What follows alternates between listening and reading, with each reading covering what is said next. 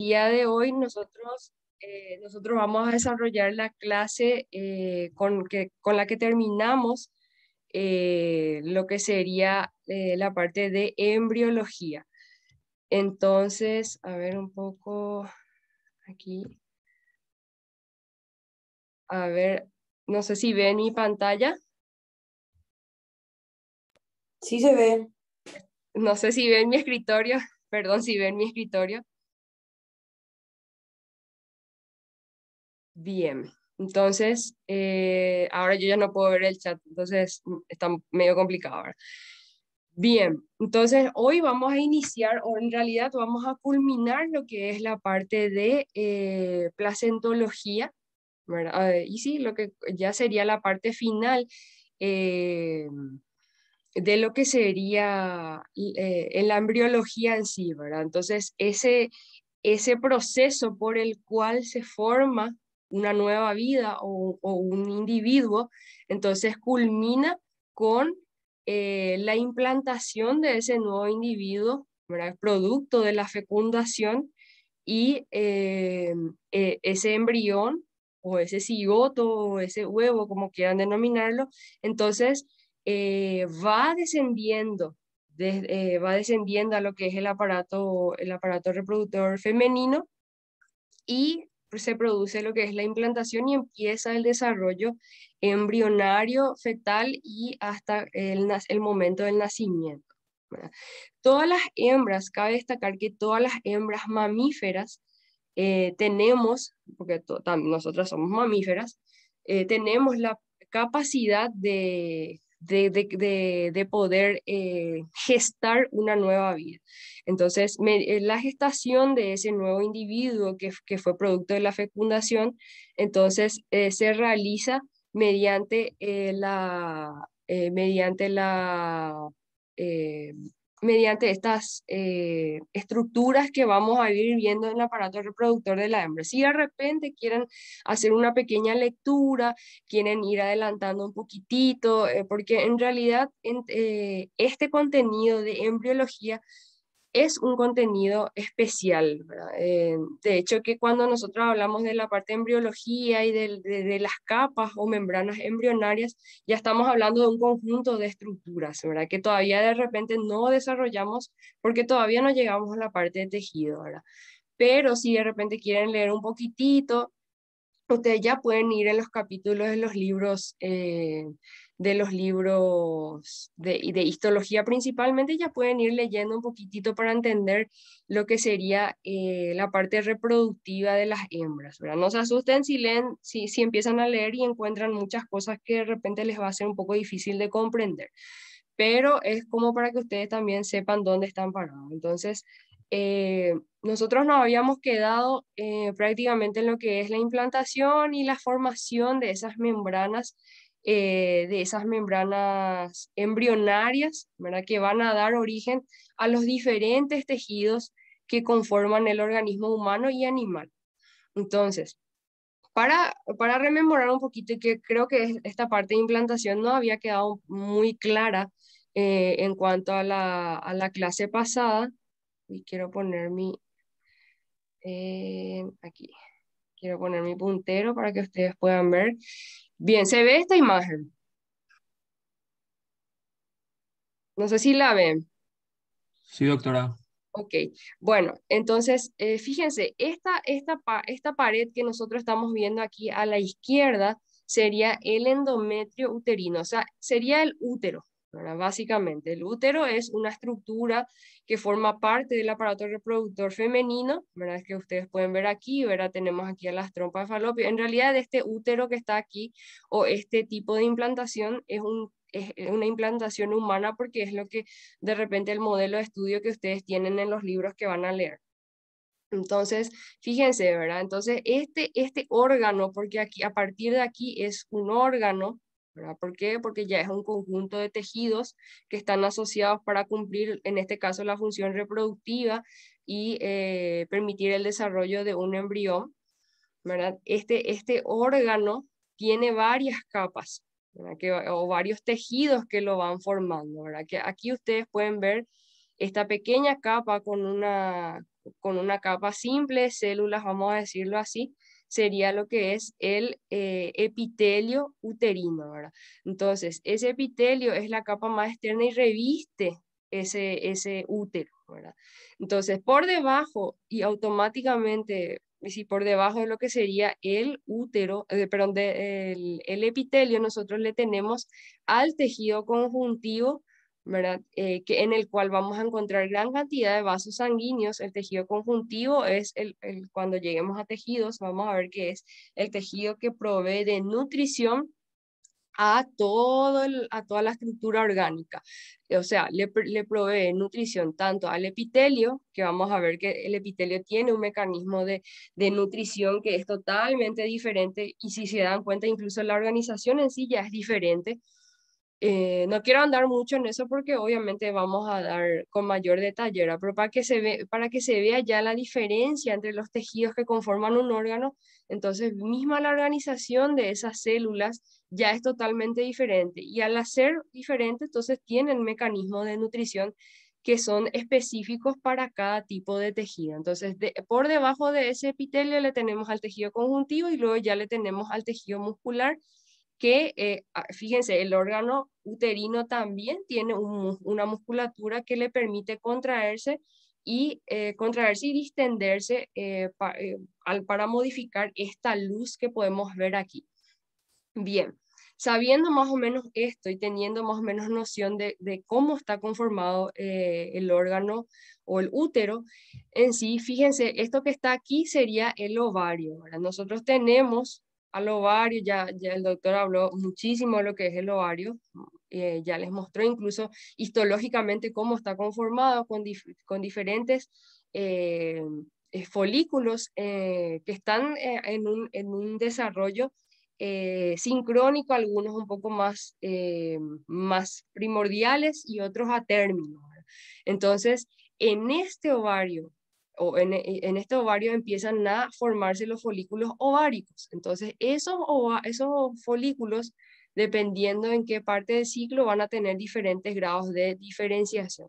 Entonces, la liberación de un óvulo maduro, entonces ocurre aquí a este nivel que sería la ampolla del oviducto, que está entre la fimbria, que es un tejido que envuelve a lo que sería el ovario, ¿verdad? Y conecta a lo que es ya la primera porción del útero, ¿verdad? Que está aquí. Entonces se produce la desembocadura de ese, perdón, se produce la liberación de ese óvulo en la ampolla del oviducto y el óvulo viaja a través de todo este canal que está aquí. A este nivel, más o menos en la parte media, normalmente, o sea, la biología es muy variable, ¿verdad? En la biología no siempre 2 más 2 es 4, o sea, no es todo cuadrado, sino que depende muchísimo de la cantidad de hormonas que se vayan secretando, depende muchísimo de la conformación anatómica de esta estructura, si hay alguna cicatriz o si hay alguna lesión o si de repente incluso entre los cuernos uterinos hay diferencia en cuanto a longitud. Entonces, la migración de ese óvulo puede ser muy rápida o puede quedarse por el camino, ¿verdad? Tal es así que de repente a veces el óvulo queda en esta porción que está aquí, en la parte media, o incluso ni siquiera a veces llega a lo que sería la luz uterina. Entonces, una vez que se deposita el material seminal, donde están todos los espermatozoides, que hay varios tipos de espermatozoides, ¿verdad? Que tienen una vida media dentro de lo que sería el útero, más o menos de 3 a 5 días, ¿verdad? Entonces, 3 a 5 días nosotros, o sea, los espermatozoides son viables y ellos viajan pasan la cervix y llegan a la luz del útero, ¿verdad? Entonces pueden incluso migrar, ¿verdad? Aquellos espermatozoides que están mucho más capacitados, ellos van a migrar y llegan aquí hasta esta porción de la ¿cómo se dice?, del cuerno uterino, ¿verdad? Entonces, si llega a esta porción, entonces fíjense todo el trayecto que tiene que hacer el huevo o el cigoto para poder implantarse aquí en la luz uterina, ahora que es el sitio ideal porque tenemos gran cantidad de musculatura, entonces le va a permitir a ese útero distenderse. Pero ¿qué pasa aquí?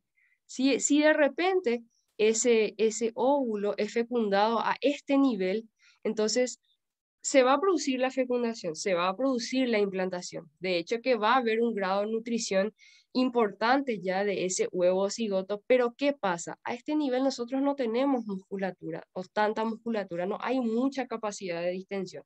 Entonces, si ocurre a este nivel la implantación, entonces tenemos los famosos embarazos ectópicos. Ectópicos o ectopía quiere decir fuera del sitio asignado para dicha función. Entonces, obviamente, una preñez o un embarazo ectópico no es viable. ¿Por qué? Porque el embrión o el feto en desarrollo no va a tener espacio para poder desarrollarse y puede incluso romper esta pared de esta trompa uterina, ¿verdad? Y producir una hemorragia importante. Por eso de repente los embarazos ectópicos son embarazos de alto riesgo que no, lastimosamente, no son compatibles con la vida, ¿verdad? Entonces, de repente se opta, incluso hay veces que una mujer, en el caso de las mujeres principalmente, no se entera, ¿verdad? De que está embarazada en realidad.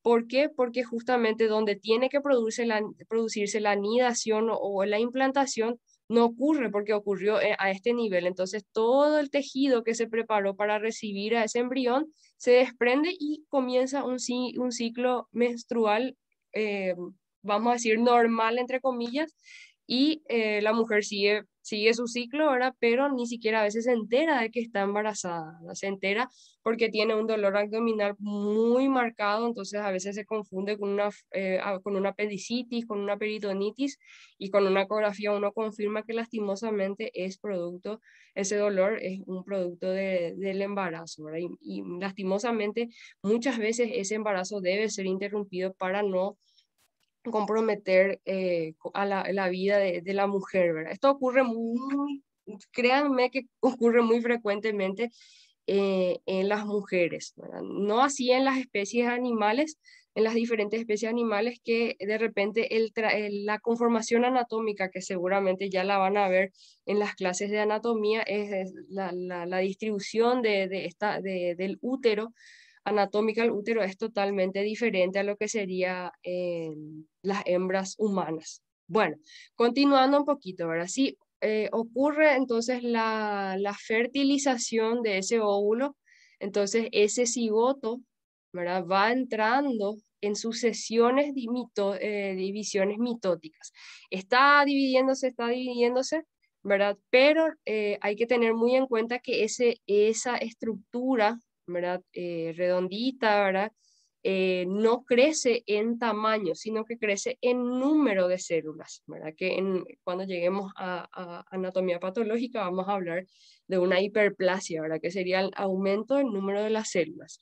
Entonces, pero en este caso, como la hiperplasia en sí realmente hace referencia también a un aumento de tamaño, cosa que no ocurre con el estadio de mórula, ¿verdad? Que llega a este nivel. O sea, la mórula, que más o menos tiene aproximadamente 10 a 12 células divididas por mitosis, entonces empieza a migrar, llega a lo que sería la luz del útero, ¿verdad? Y empieza a captar líquido, capta gran cantidad de líquido extracelular el líquido que produce en esta zona, ¿verdad? Y entonces se empiezan a formar cavidades dentro del el siguiente estadio, que sería el blastocito, ¿verdad? Este blastocisto, ¿verdad?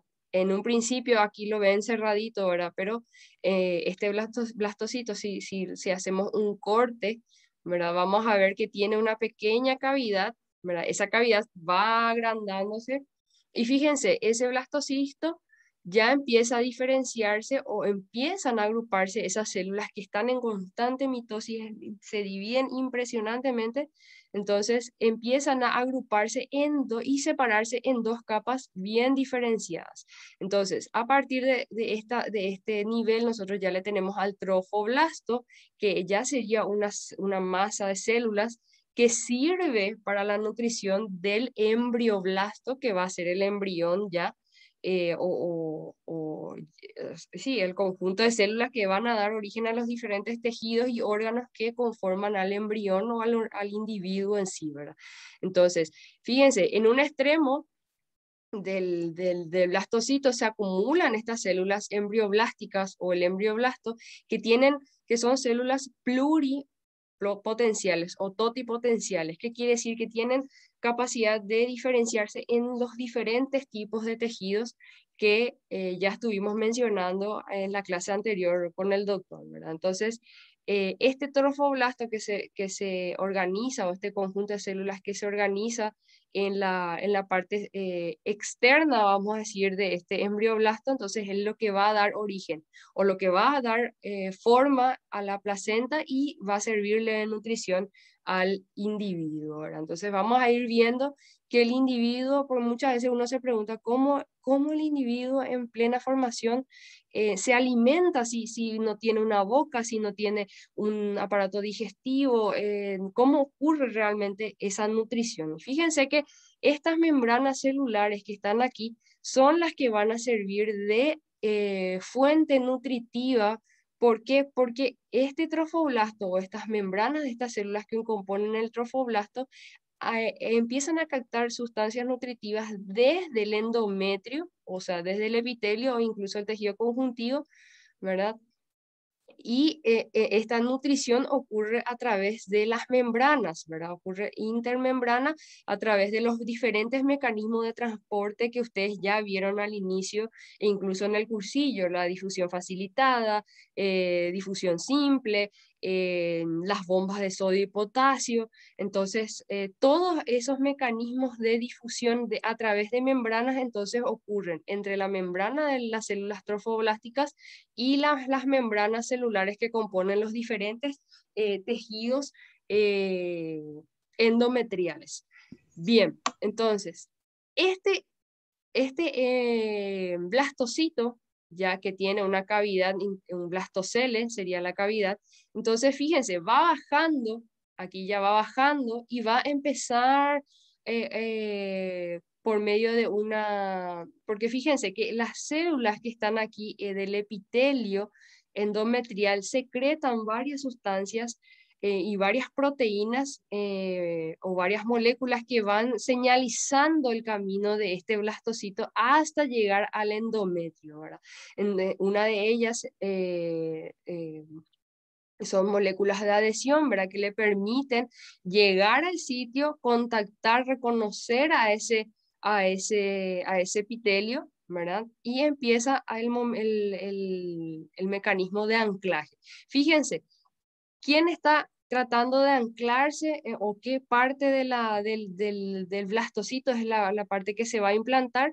Es el embrioblasto, o sea, células, aparte de tener células totipotenciales que van a diferenciarse en diferentes tejidos, fíjense que parte de esas células del embrioblasto son las que van a ir penetrando, van a ir ingresando al endometrio uterino, ¿verdad? Y van a ir, dependiendo del grado de implantación o del grado de contacto entre ese embrión y la membrana materna, entonces vamos a tener diferentes tipos también de implantación, ¿verdad? Hay implantaciones que son meramente superficiales, incluso no llegan a tocar lo que sería el tejido conjuntivo aquí del endometrio, por lo cual entonces no llegan a los vasos sanguíneos y al momento de la concepción o al momento del parto no hay pérdida, no hay sangrado. ¿Por qué? Porque este embrión en realidad no tiene una implantación muy profunda. Pero en el caso de los humanos y de los roedores y de los primates, entonces esta implantación ocurre bien íntima. Y fíjense, él va ingresando, va diferenciándose, ¿verdad? Y atraviesa lo que sería el endometrio uterino hasta incluso llegar aquí, a implantarse completamente el endometrio, la parte interna de lo que sería la pared uterina. Fíjense cómo aquí el epitelio del útero prácticamente se volvió a regenerar, ¿verdad? Que está aquí. Y fíjense, todo esto que está aquí son vasos sanguíneos que están en contacto íntimo con lo que sería la futura placenta, porque aquí, esto que está aquí, ustedes pueden ver, esto es el trofoblasto, toda esta masa de células que ya prácticamente perdieron esa conformación simple que veíamos al principio, entonces empiezan a formar como pequeñas cavernas, como pequeños laberintos, ¿verdad? Que hacen contacto directo con los vasos sanguíneos. En este caso, esto es exclusivamente de la hembra humana, ¿verdad? Entonces, estos serían los futuros vasos sanguíneos de la placenta que van a unirse, que van a anastomosarse, que van a formar como unas redes súper íntimas que van a ir a contactar a través del cordón umbilical, se organizan esos vasos sanguíneos y llegan hasta el embrioblasto, ¿verdad? En este caso ya en un momento mayormente diferenciado, entonces se forma el cordón umbilical y entonces la nutrición ocurre a través de los vasos, de las membranas, de los vasos sanguíneos, del tejido conjuntivo circundante, de la membrana de los vasos sanguíneos fetales, o sea, placentarios, fetales y sí, fetales. Entonces, básicamente es como la nutrición ocurre a través de las membranas. Aquí no hay una boca, aquí no hay vamos a decir, un mecanismo de digestión, básicamente, sino que hay realmente un intercambio entre membranas, ¿verdad? Y ese intercambio no solamente es de nutrientes, también es de gases, también es de oxígeno, de dióxido de carbono, porque fíjense que este embrioblasto también ya está utilizando oxígeno, ya está desprendiendo dióxido de carbono, o sea, ya está produciendo también minerales, ¿verdad? Que deben ser captados y deben ser también excretados producto del metabolismo. Entonces, eso es básicamente lo que ocurre. Primeramente ocurre una migración del blastocisto a través del canal uterino, ¿verdad? Para llegar finalmente a lo que sería la luz del útero y a través de un mecanismo de señalización molecular o un mecanismo de señalización proteínica, ¿verdad? Entonces empieza a rodar este blastocito, empieza a rodar a través de lo que sería la superficie endometrial y empieza a adherirse por medio de proteínas denominadas adhesinas. Entonces empieza a adherirse y vamos a decir, erosionar lo que es la pared del endometrio hasta implantarse completamente en el caso de las hembras humanas. Entonces, estos grados de implantación dependen mucho de la especie que nosotros estuviésemos hablando.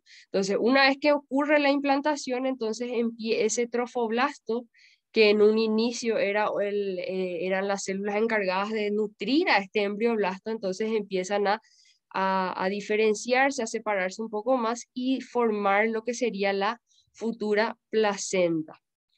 ¿Alguna duda que tengan con respecto a implantación? ¿Vamos bien? Profe, una consulta. Sí, profe. Esa parte que es, tipo, digamos, todo el aparato que está ahí, la parte que es rosadito más claro, esa parte sería el endometrio, ¿verdad? En la otra Todo imagen, esto que está en la más aquí, chiquitita. no sé si sigue mi puntero, Sí, parece un sigue. cometa. Bueno, entonces todo esto es la pared del útero, todo esto que está aquí, ¿verdad? Y el Y en útero la al otra ser, imagen, esto ¿cuál sería? es la luz, ay, perdón, es la Te digo, luz. en la imagen más chiquitita que está ahí arriba al costado. Sí, espérame que porque ahí, Ahí. esta parte, esta parte. Eso es Todo esto es el interior del útero, imagínense, digamos. sí, exactamente, esto es la luz del útero. Esto es a mayor detalle, esto que está aquí es a mayor detalle esto que está acá grandote. Fíjense, todo esto es la luz del útero que está aquí. Y nosotros hicimos un zoom ¿verdad? De ese cuadradito que estamos acá viendo punteadito, y es esto que está aquí. Lo que está haciendo este blastocito es a mayor detalle aquí. No sé si se entiende. Ya, sí. Quería entender más qué lado era el endometrio y el útero. Sí, En acá la otra. justamente ustedes están viendo aquí arriba Sí, está la parte que dice endometrio y en real interior del útero, ¿verdad? Entonces todo esto es la luz del útero y esto sería la pared donde va a implantarse. Todo esto que está aquí, estas lagunas, porque fíjense que ese endometrio el endometrio uterino, una vez que ocurre la fecundación, se prepara para lo que sería la implantación. O sea, ¿cómo se prepara el endometrio? Empiezan a capacitarse las células musculares, empiezan a aumentar en tamaño, empiezan los vasos sanguíneos que en un principio eran pequeños, de pequeño calibre, empiezan a aumentar su calibre, empiezan a formarse como lagunas en realidad de vasos sanguíneos, aumentan su calibre. ¿Por qué? Porque en ese lugar es donde va a crecer el nuevo ser, el nuevo individuo. Entonces, como yo ya había mencionado, el individuo o este blastocito que va a implantarse ya en forma de.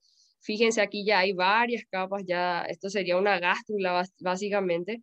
Entonces, eh, necesita nutrirse, ¿verdad? Y él se va a nutrir a través de las membranas de estas células. No es que, como les digo, esta gástrula tiene una boca, sino que en realidad lo que tiene son membranas celulares y la difusión o la nutrición o el intercambio gaseoso de nutrientes y de minerales ocurre a través de las membranas.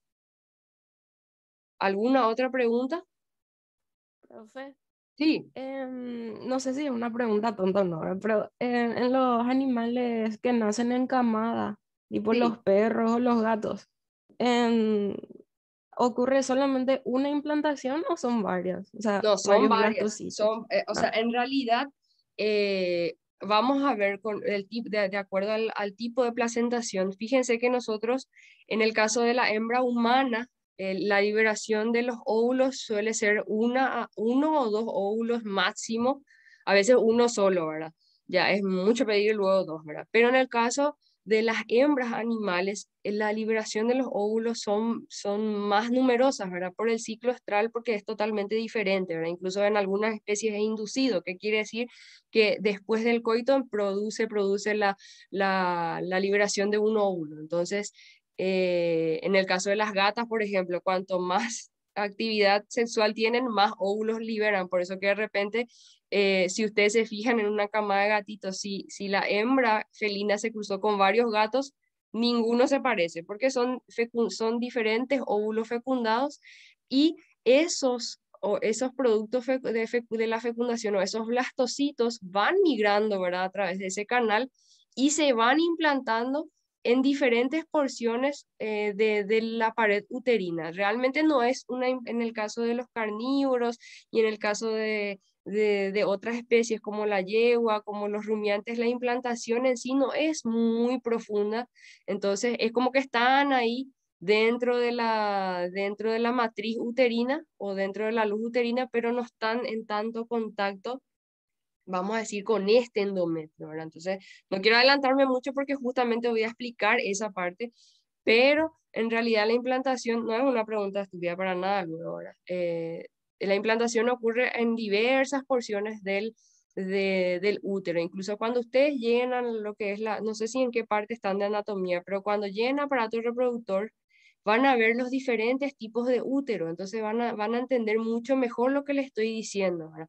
Entonces van a ver que esas camadas muy numerosas, incluso uno lo ve en todo el trayecto del útero, ¿verdad? No se produce una implantación muy profunda, ¿verdad? Pero vemos gran cantidad de individuos formándose dentro de esa matriz uterina.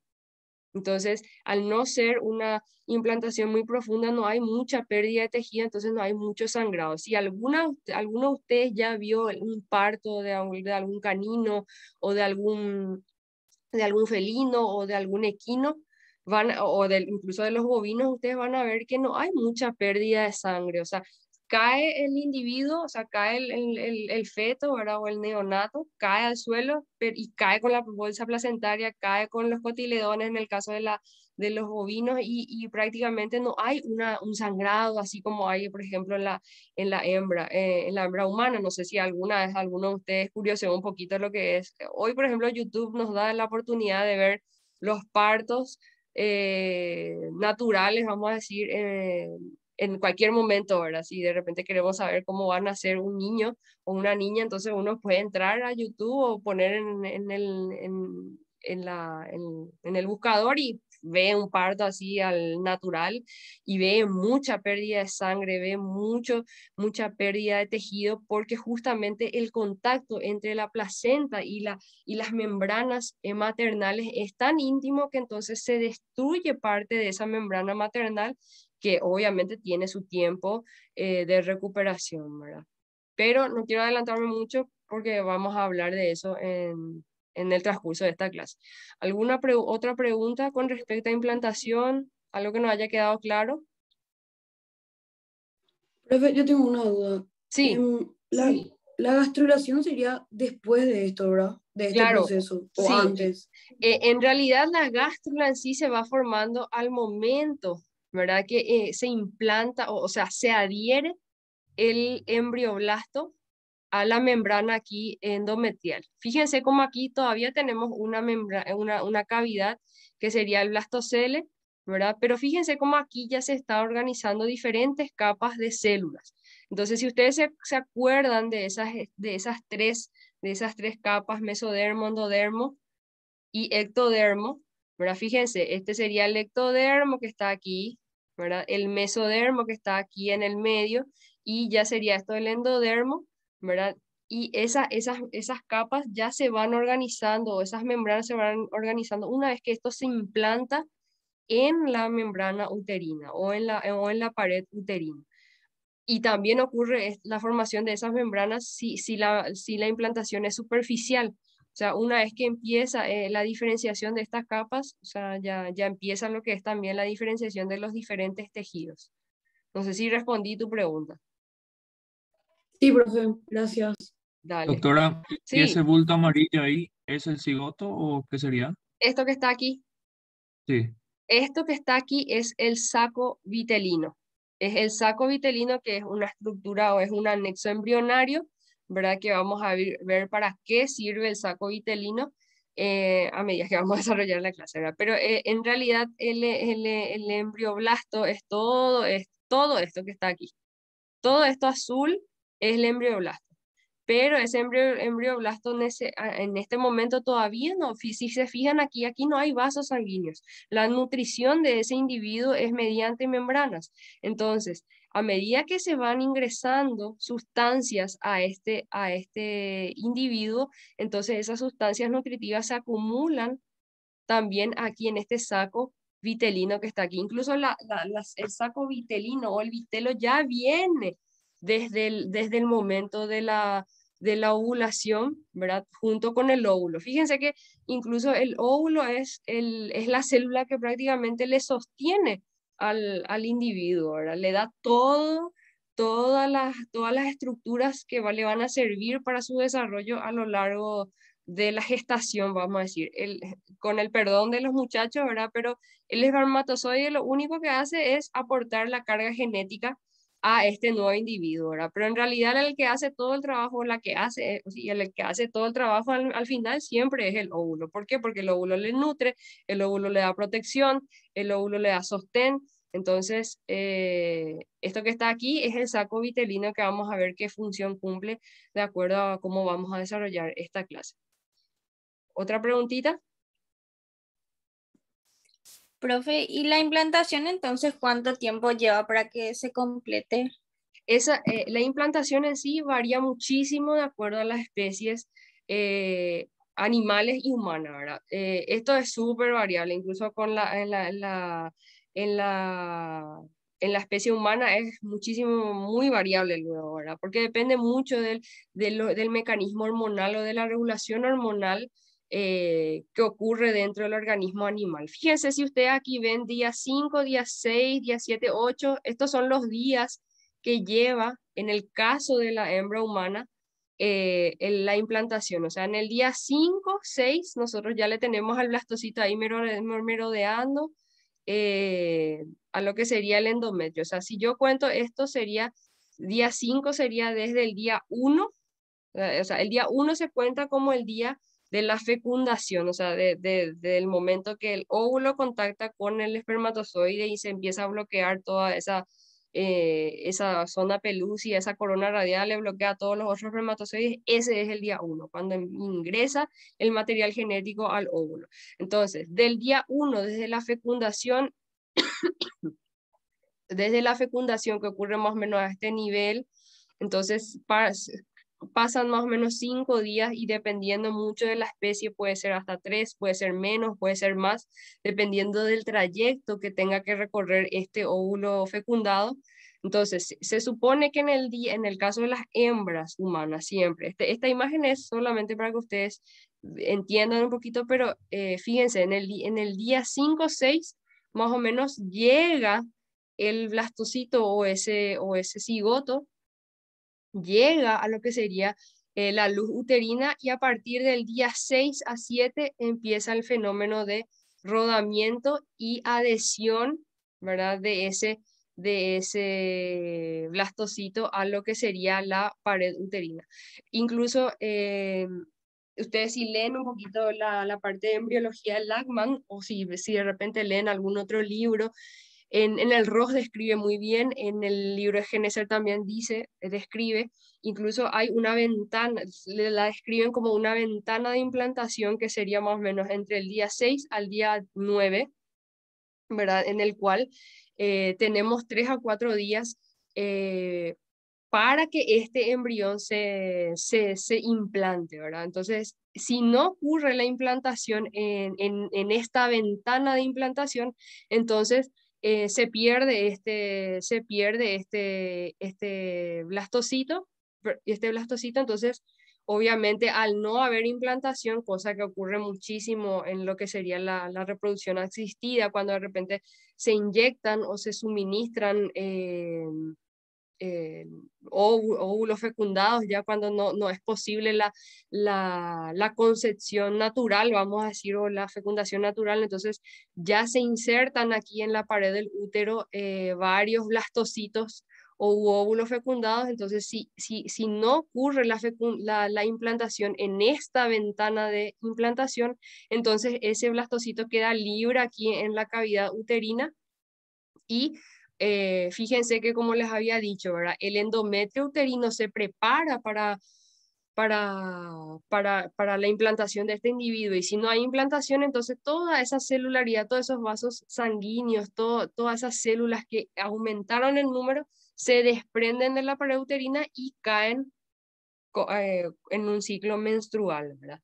Y también en un ciclo estral en el caso de las caninas, ¿verdad? Entonces se desprende todo este tejido al no haber una implantación del blastocito. O sea, más o menos del día 6 al día 9, el blastocito tiene tiempo para poder implantarse.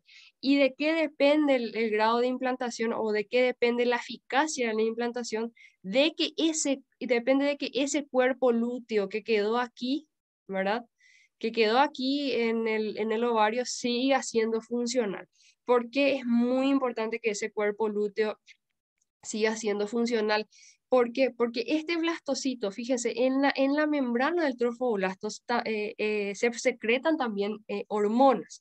Entonces, esas hormonas estimulan o esas sustancias estimulan que el cuerpo lúteo siga produciendo estrógeno, que siga produciendo progesterona.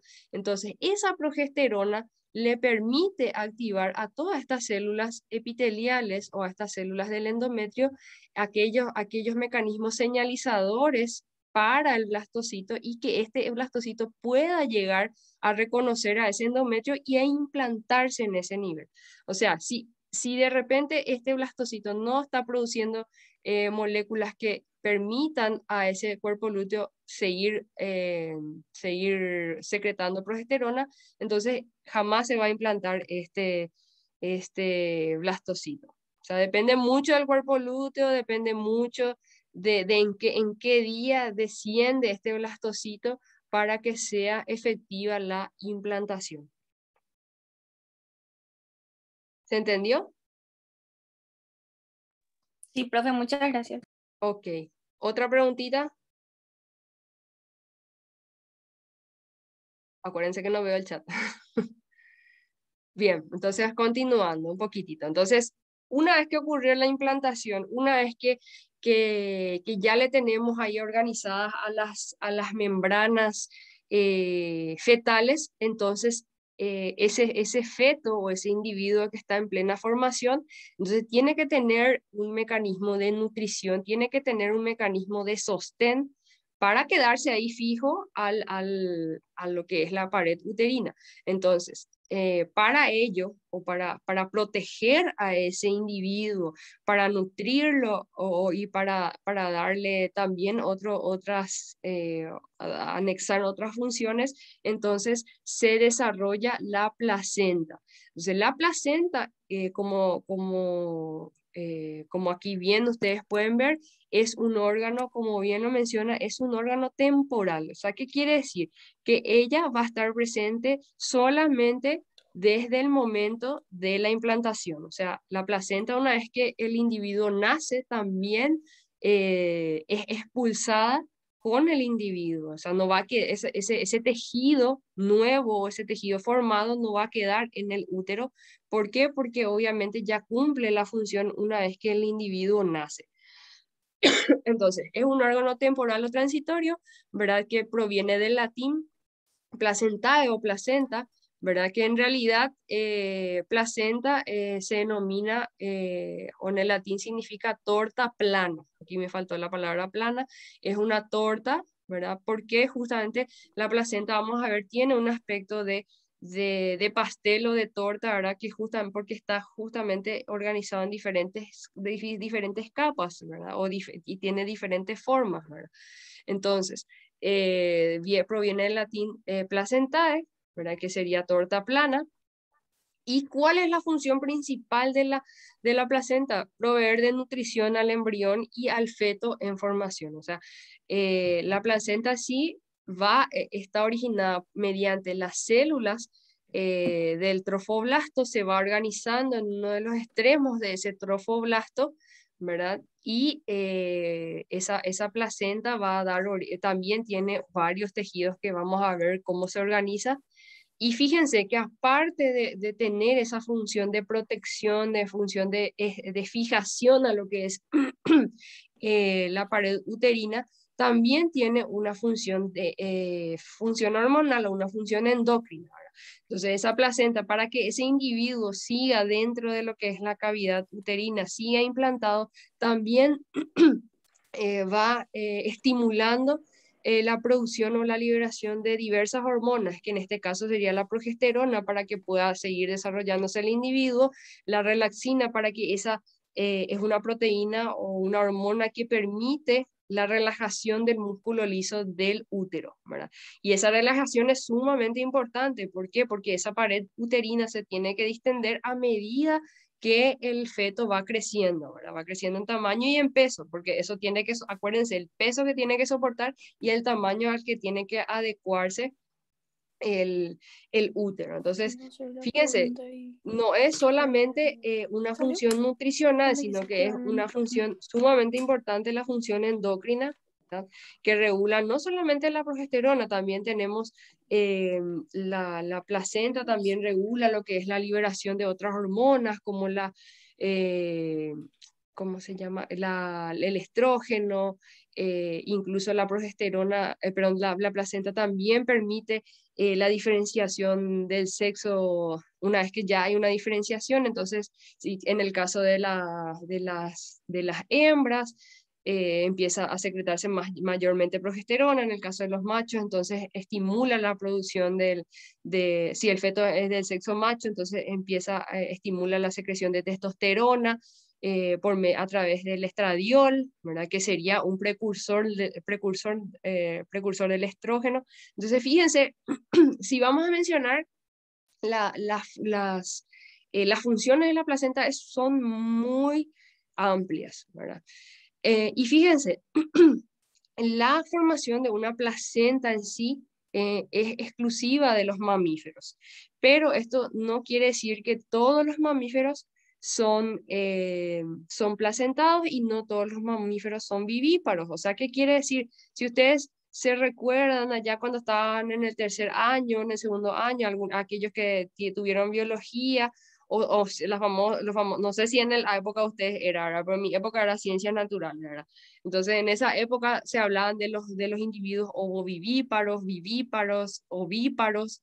Entonces, eso hacía referencia a cómo después de la fecundación, dónde se gestaba el individuo, ¿verdad? Entonces, si van a ver, o vamos a ver, o si recuerdan incluso, hay individuos que son mamíferos, pero la gestación de esos individuos no ocurre dentro de una matriz uterina, por ejemplo, ¿verdad? Entonces, ocurre completamente fuera o ocurre en sacos rudimentarios, ¿verdad? Que hacen la función de la placenta, ¿verdad? Entonces, eso es lo que de repente la selección natural y la diferenciación o la evolución del individuo, entonces permitió separar a varios tipos de individuos.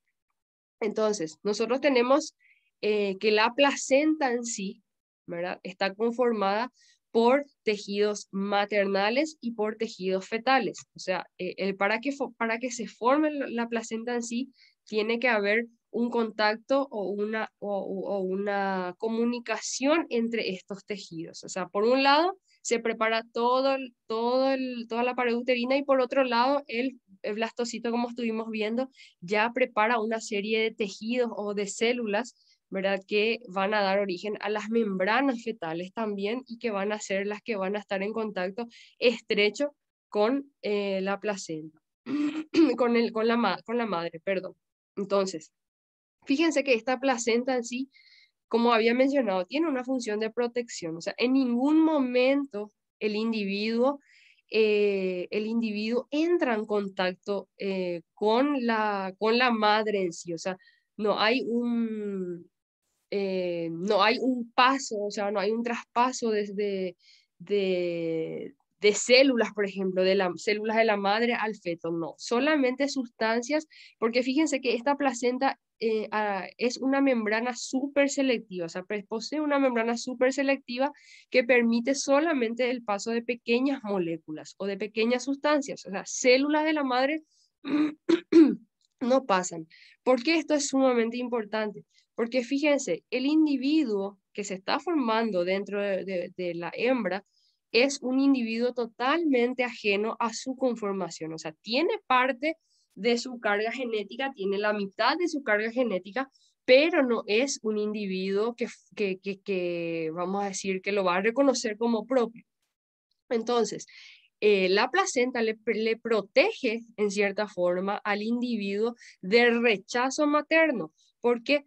Porque las células, en este caso el sistema inmune de la hembra, que está conformado por los glóbulos blancos, que vamos a ir viendo cuando lleguemos a tejido conjuntivo, estas células si entran, o los linfocitos en sí entran en contacto con el individuo que se está formando, que se está dividiendo, que está desarrollándose, entran en contacto y no lo van a reconocer como propio. Entonces, si no lo reconocen como propio, ¿qué va a pasar? Se va a activar un mecanismo inmunológico grande y el individuo y el organismo materno va a tratar de neutralizarlo y va a tratar de eliminarlo del cuerpo porque no lo reconoce obviamente como propio.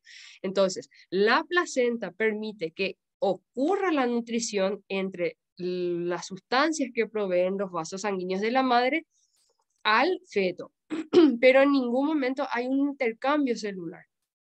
Pero fíjense, tan perfecta es, pero también tiene sus defectos o también tiene sus problemas, ¿verdad? Porque si bien es una membrana selectiva, hay sustancias o hay microorganismos que la atraviesan con mucha facilidad. Los virus, por ejemplo, hay diferentes tipos de virus que por ser de un tamaño muy pequeño, entonces atraviesan con suma facilidad la placenta, entonces llegan a los vasos sanguíneos del feto y obviamente eh, ese feto se adquiere el virus que tiene la madre, ¿verdad?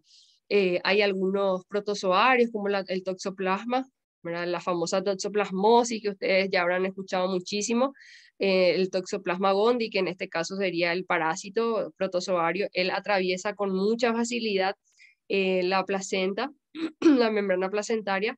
Y fíjense que de hecho que la toxoplasmosis en la hembra no es patógena, o sea, no cursa con sintomatología clínica. Sin embargo, al individuo que se está formando dentro de esa madre, ¿verdad? Ese individuo no tiene un sistema inmune preparado para ese parásito, entonces obviamente produce grandes lesiones y grandes manifestaciones clínicas.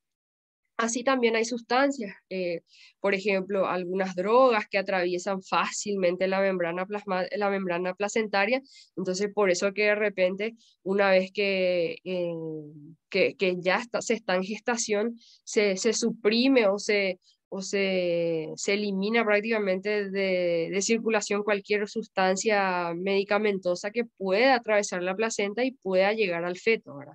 Incluso no solamente en las hembras humanas, en los organismos animales, en los caninos, en los felinos, en los bovinos, siempre antes de la concepción o de la fecundación, y si se busca una fecundación o si se busca producir crías, ¿verdad? Entonces siempre se cumple primeramente con un plan sanitario y luego de la fecundación prácticamente ya no hay ningún suministro de ningún tipo de medicamento, a no ser que sea, por ejemplo, algún complejo vitamínico o alguna sustancia que no sea nociva para el individuo que se está formando, ¿verdad? Entonces, mucho cuidado.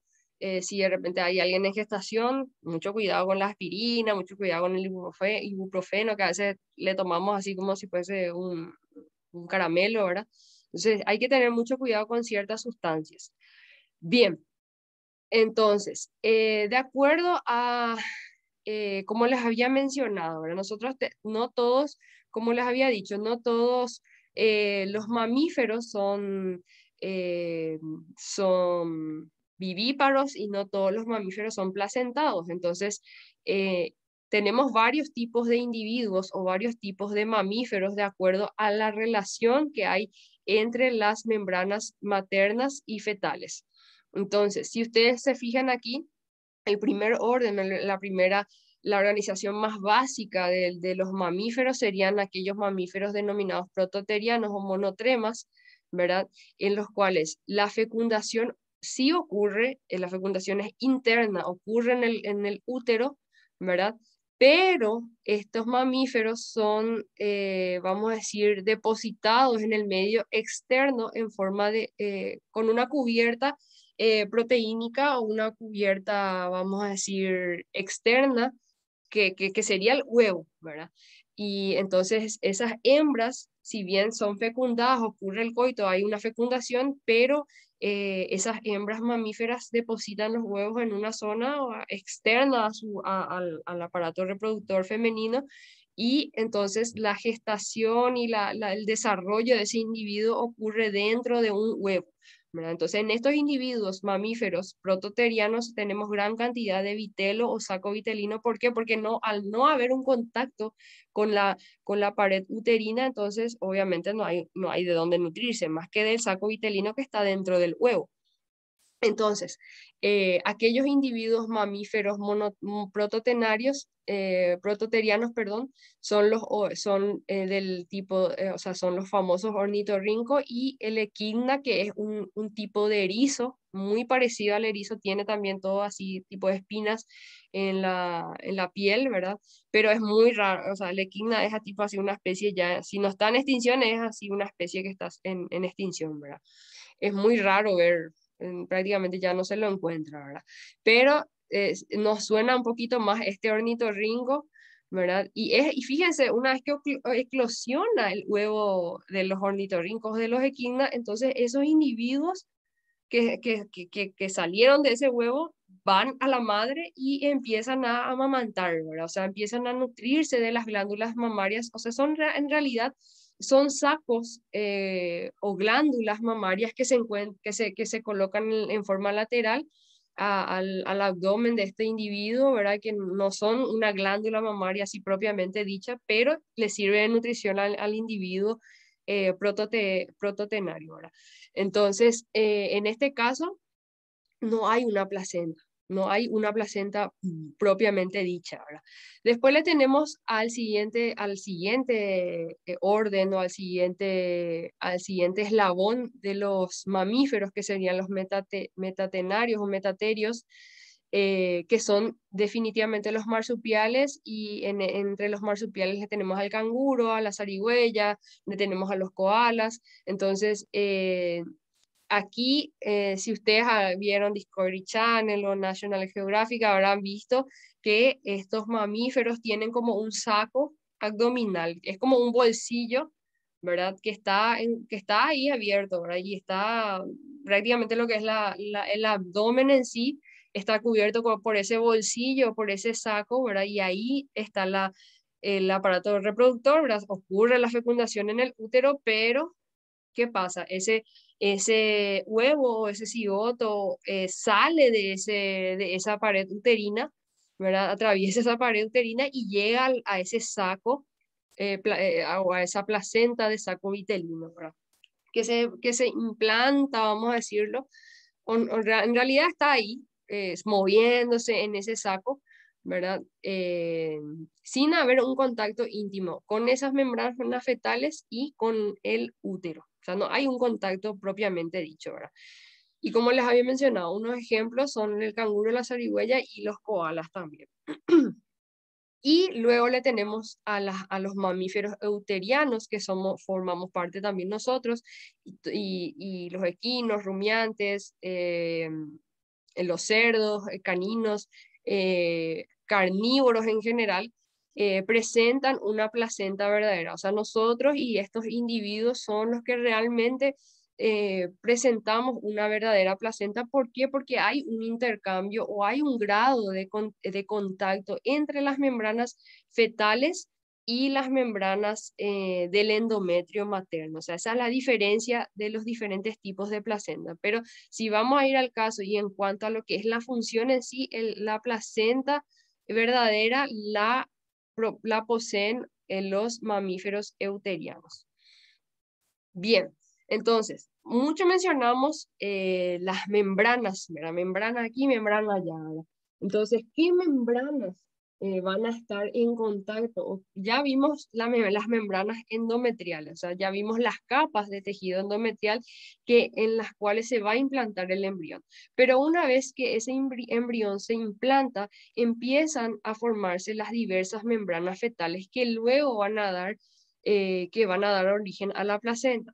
Entonces, ¿cuáles son todas las membranas fetales? Tenemos varias membranas fetales, ¿verdad? Que van a envolver. Aquí tenemos al embrión que se está formando, ¿verdad? Fíjense cómo aquí tiene unos vasos sanguíneos que salen del ombligo o de la región umbilical.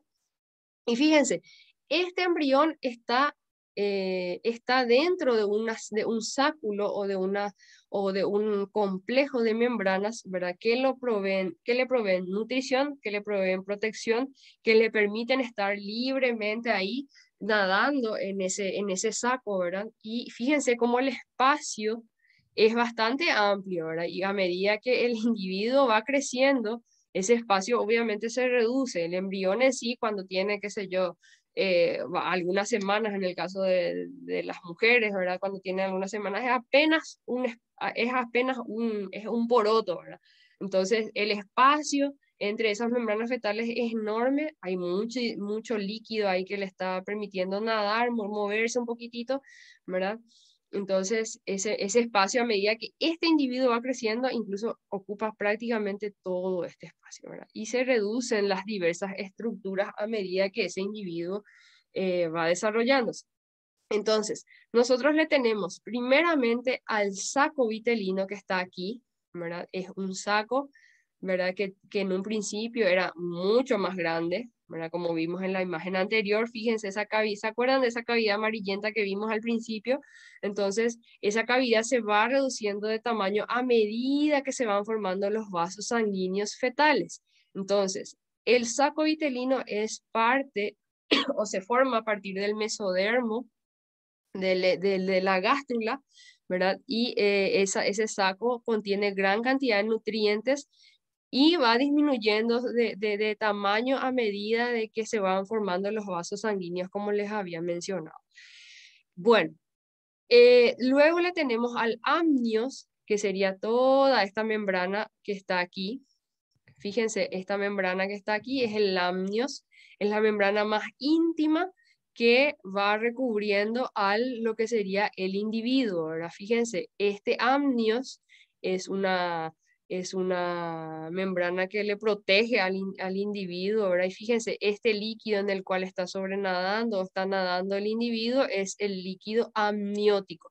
O sea, entre el individuo y entre la membrana amniótica, entonces tenemos líquido amniótico en el cual se depositan todos los nutrientes, ¿verdad? Porque fíjense, cuando el individuo ya presenta una cavidad bucal, entonces este individuo empieza a deglutir ese líquido amniótico, ¿verdad? Y también fíjense que lastimosamente, ¿verdad? Todo lo que entra tiene que salir por algún lado, ¿verdad? Entonces, una vez que el individuo elimina ese material digerido, ¿verdad?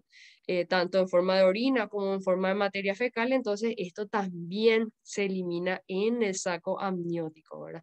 Entonces, constantemente el individuo está deglutiendo su propia orina y también sustancias nutritivas. No todo es tan malo en este momento del desarrollo de la vida, ¿verdad? Bien, luego le tenemos a lo que sería el alantoides, que está aquí, ¿verdad? Esta membrana que está aquí es el alantoides, todo esto que está aquí, ¿verdad? Y el alantoides también proviene del mesodermo, y el alantoides es la membrana que va a dar origen a todos los vasos sanguíneos fetales. Fíjense, tanto a los vasos sanguíneos arteriales y a los vasos sanguíneos venosos. Esto que está aquí, estos vasos sanguíneos rojizos que están aquí, son los vasos sanguíneos arteriales. Entonces, por medio de esos vasos sanguíneos arteriales, el embrión capta, ¿verdad?, el oxígeno, y ese oxígeno ingresa a través del cordón umbilical. Esto que está aquí es el cordón umbilical, que obviamente tiene diferentes dimensiones de acuerdo a las especies. Y toda esa sangre no oxigenada, ¿verdad?, que ya tiene productos del desecho del metabolismo embrionario o fetal, entonces salen a través de esta vena umbilical o esta vena fetal que está aquí. Es una sola vena, ¿verdad? Y esa vena se ramifica y empieza también a emitir ramas, pequeñas ramas, y se terminan en los capilares maternos, ¿verdad? O perdón, en las vénulas maternas. O sea, todo, fíjense, esos vasos sanguíneos que provienen del alantoides, ¿verdad?, que va a dar origen al cordón umbilical y a los vasos sanguíneos, entonces da origen a los vasos sanguíneos arteriales y a los vasos sanguíneos venosos. En este caso, los vasos sanguíneos arteriales le sirven al embrión o al feto, en este caso ya, de nutrición y de captación de moléculas de oxígeno. O sea, la sangre que ingresa a través de este vaso sanguíneo es una sangre oxigenada. Y la sangre que sale de la vena umbilical que está aquí, que es única, entonces esa sangre venosa es una sangre no oxigenada, es mucho más espesa, tiene sustancias ya producto del metabolismo, y son sustancias ya excretadas a través de las venas. Bien, y luego le tenemos a la membrana más externa, que fíjense aquí que tiene como una forma tortuosa, ¿verdad?, que está aquí. Esto que, para que se entienda un poquitito, esto que está aquí afuera rosadito, esto que está aquí rosadito es el endometrio uterino, es la luz perdón, es la pared uterina, ¿verdad? Y fíjense, este embrión está implantado en la pared uterina. Entonces, fíjense, el corión que está aquí, esto rosadito interno, y esto naranjita externo es la pared uterina, esto rosadito interno sería el corión, que es la membrana externa del embrión, ¿verdad?, o del saco, o del saco en sí, ¿verdad?, que es el que va a contactar con la pared del útero, que es el que va a hacer contacto con los vasos sanguíneos que están aquí. O sea, El corion en sí es el medio en el cual ocurre la difusión y la nutrición del individuo, ¿verdad? El intercambio de gases, de sustancias, de microorganismos, de lo que sea, ocurre a través del corion, ¿verdad? A través del corion y de la pared uterina. O sea, es el sitio donde ocurre toda la magia, vamos a decir, ¿verdad? Y de acuerdo a la distribución de estas membranas y de acuerdo al grado de contacto entre las membranas fetales y las membranas maternales, entonces vamos a tener diferentes tipos de placenta. Bien, fíjense, esto es en la vida real, ¿verdad? No, si les impresiona un poco las imágenes, avisen, no se impresionen mucho, ¿verdad?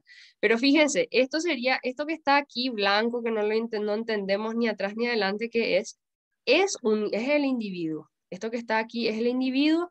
Y fíjense, esto ya está abierto, este saco placentario está abierto, ¿verdad? Y esto que está aquí sosteniéndose con pinzas sería el alantoides. ¿Cómo yo sé que es el alantoides? ¿Por qué? Porque tiene vasos sanguíneos. Fíjense, esos vasos sanguíneos que estábamos viendo aquí, los vemos de esta manera. Fíjense lo hermoso que es, ¿verdad? Entonces, estos vasos sanguíneos se ramifican, ¿verdad? Y llegan a lo que sería el corion. O sea, esto es la parte interna. La parte externa sería el corion. Aquí realmente uno no distingue porque es una membrana súper fina. No la podemos diferenciar así macroscópicamente, ¿verdad? Pero asumimos por histología que eso sería el corion, ¿verdad? Y fíjense que este corion que está aquí tiene gran cantidad de vellosidades, como estábamos viendo aquí. Todo esto que está aquí, que desprende como unas puntas, ¿verdad? Que serían las vellosidades coriónicas. Y de acuerdo al tipo de placenta, estas vellosidades se agrupan en agregados o conglomerados o están distribuidas en forma difusa, ¿verdad? Aquí difusa a lo largo de toda la membrana coriónica, pero eso vamos a ir viendo en la siguiente diapositiva. Entonces, para que entiendan, el alantoides es la membrana interna que está aquí, en la cual se desarrollan los vasos sanguíneos que primeramente son vénulas capilares, se van anastomosando, se van haciendo más gruesos y llegan a ser arterias de gran calibre, arteria fetal y vena fetal. Bien. Aquí está también y aquí está la membrana más interna. Fíjense cómo es una película bastante transparente, o sea, en realidad un poco más opaca que el alantoides, que sería el amnios, que era el saco en el cual está el individuo, ¿verdad? Y aquí, por ejemplo, ya no vemos líquido. Esto que está aquí amarillento es el líquido amniótico. Ya está un poco, como ya fue abierta ya fue abierta el saco placentario, entonces ya hay una mezcla entre orina, sangre y demás. Entonces, por eso tiene esa coloración amarillenta, rojiza, ¿verdad?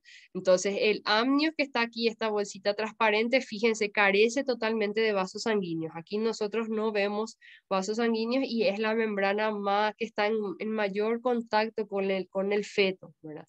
¿Y cómo diferenciar el amnios del alantoides? Simple, no hay vasos sanguíneos en el amnios. Fíjense, aquí tenemos, este es el individuo, aquí ya se le ve un poquito mejor. Aquí ya incluso estamos un poquito separando. Esto es el alantoide. Fíjense, todo esto que está aquí separado está como levantado así, ¿verdad? Esto es el alantoide. Aquí vemos un vaso de gran calibre, ¿verdad? Fíjense, todos estos vasos, ¿vieron cómo estos vasos se ramifican? Todo esto es el alantoides. Y aquí tenemos el amnios que no tiene vasos sanguíneos y está íntimamente en contacto con el feto, ¿verdad? Quiero destacar que estos animales, ¿verdad? Estos fetos son fetos que por alguna patología o algún desorden en la gestación, entonces fueron abortados, ¿no? En ningún momento estos fetos fueron extraídos porque sí, normalmente en el departamento siempre nos llegan así fetos abortados, especialmente de la granja, ¿verdad? Entonces para nosotros, si de repente tuviésemos clases presenciales y llegara así un feto, Normalmente los trabajos prácticos nosotros lo utilizamos estos individuos para, a no ser que tenga alguna enfermedad infecciosa como la brucelosis, entonces ahí nadie, ni nosotros no tocamos, ¿verdad? Pero si de repente descartamos brucelosis, entonces ahí sí ustedes podrían tener acceso a estos individuos, ¿verdad? Pero para que vean un poquitito, ¿verdad? Esto sería el amnios, aquí tenemos la alantoides, todo esto amarillento, pardo que están viendo, todo esto es el líquido amniótico, ¿verdad? Que está saliendo, esto estaba, este ternero, porque esto es un ternero, estaba nadando básicamente en este líquido amniótico que está entre esta membrana amniótica. Sí, Fariña Candelaria, ¿tenés una preguntita? Sí, sí, tengo una preguntita, profe. Justo hablaste de la brucelosis y el Sí, otro día me estaba hablando con una persona que me había dicho que la brucelosis era bastante infecciosa, por así sí, decirlo, o sea, muy fácil de transmitir. Y así mismo. Sí, es súper, justamente eso es lo que quería preguntar, o sea, reafirmar, ¿verdad? sí, Porque, por ejemplo, me planteo de que cuando, por ejemplo, muere un ternero de brucelosis o una vaca, ¿verdad? De repente el perro se va y come eso y las así mismo. personas, por ejemplo, de repente en el campo agarran, tocan y pueden obtener, o sea, pueden, Pueden ¿cómo que se dice? No es contagiarse obtener. fácilmente, fácilmente. Incluso yo tengo colegas que al principio no sabían que la hembra tenía brucelosis, ¿verdad? Hacían ecografías y de repente ahora, obviamente con el tema del COVID, usamos más guantes, usamos tapabocas, medios de bioseguridad, entonces hay como que más cuidado, ¿verdad? Pero anteriormente voy a ser así bien cruel, los perros agarraban, hacían ecografía y de repente se rascaban el ojo, la nariz, la boca, etcétera, y entonces ahí obviamente entraba en contacto la membrana epitelial y lo que sería el tejido, ¿verdad? Epitelial y lo que sea, ¿verdad? Entonces ese microorganismo ingresa fácilmente, tiene una capacidad de implantación súper marcada, entonces empieza a migrar a través del organismo y es sumamente infeccioso, ¿verdad? Entonces hay veces que uno no se da cuenta que tiene que ya está, que está infectado, ¿verdad? Hasta que de repente aparecen síntomas así que son súper característicos, pero es sumamente eh, peligroso, ¿verdad? Si de repente porque fíjense, la brucela en sí creo que producía, si mal no recuerdo, produce abortos en el último trimestre de gestación, o sea, en los últimos meses de gestación, ¿no? En las últimas etapas de gestación, ¿verdad? Entonces, si de repente el feto ya está a término y de repente la hembra no hay ningún problema durante la gestación y boom, aborta. Entonces, yo les recomiendo que no toquen ese feto hasta estar confirmada que esa hembra no sea portadora del microorganismo, ¿verdad? Que dos personas más alzaron la mano. ¿Tienen otra preguntita?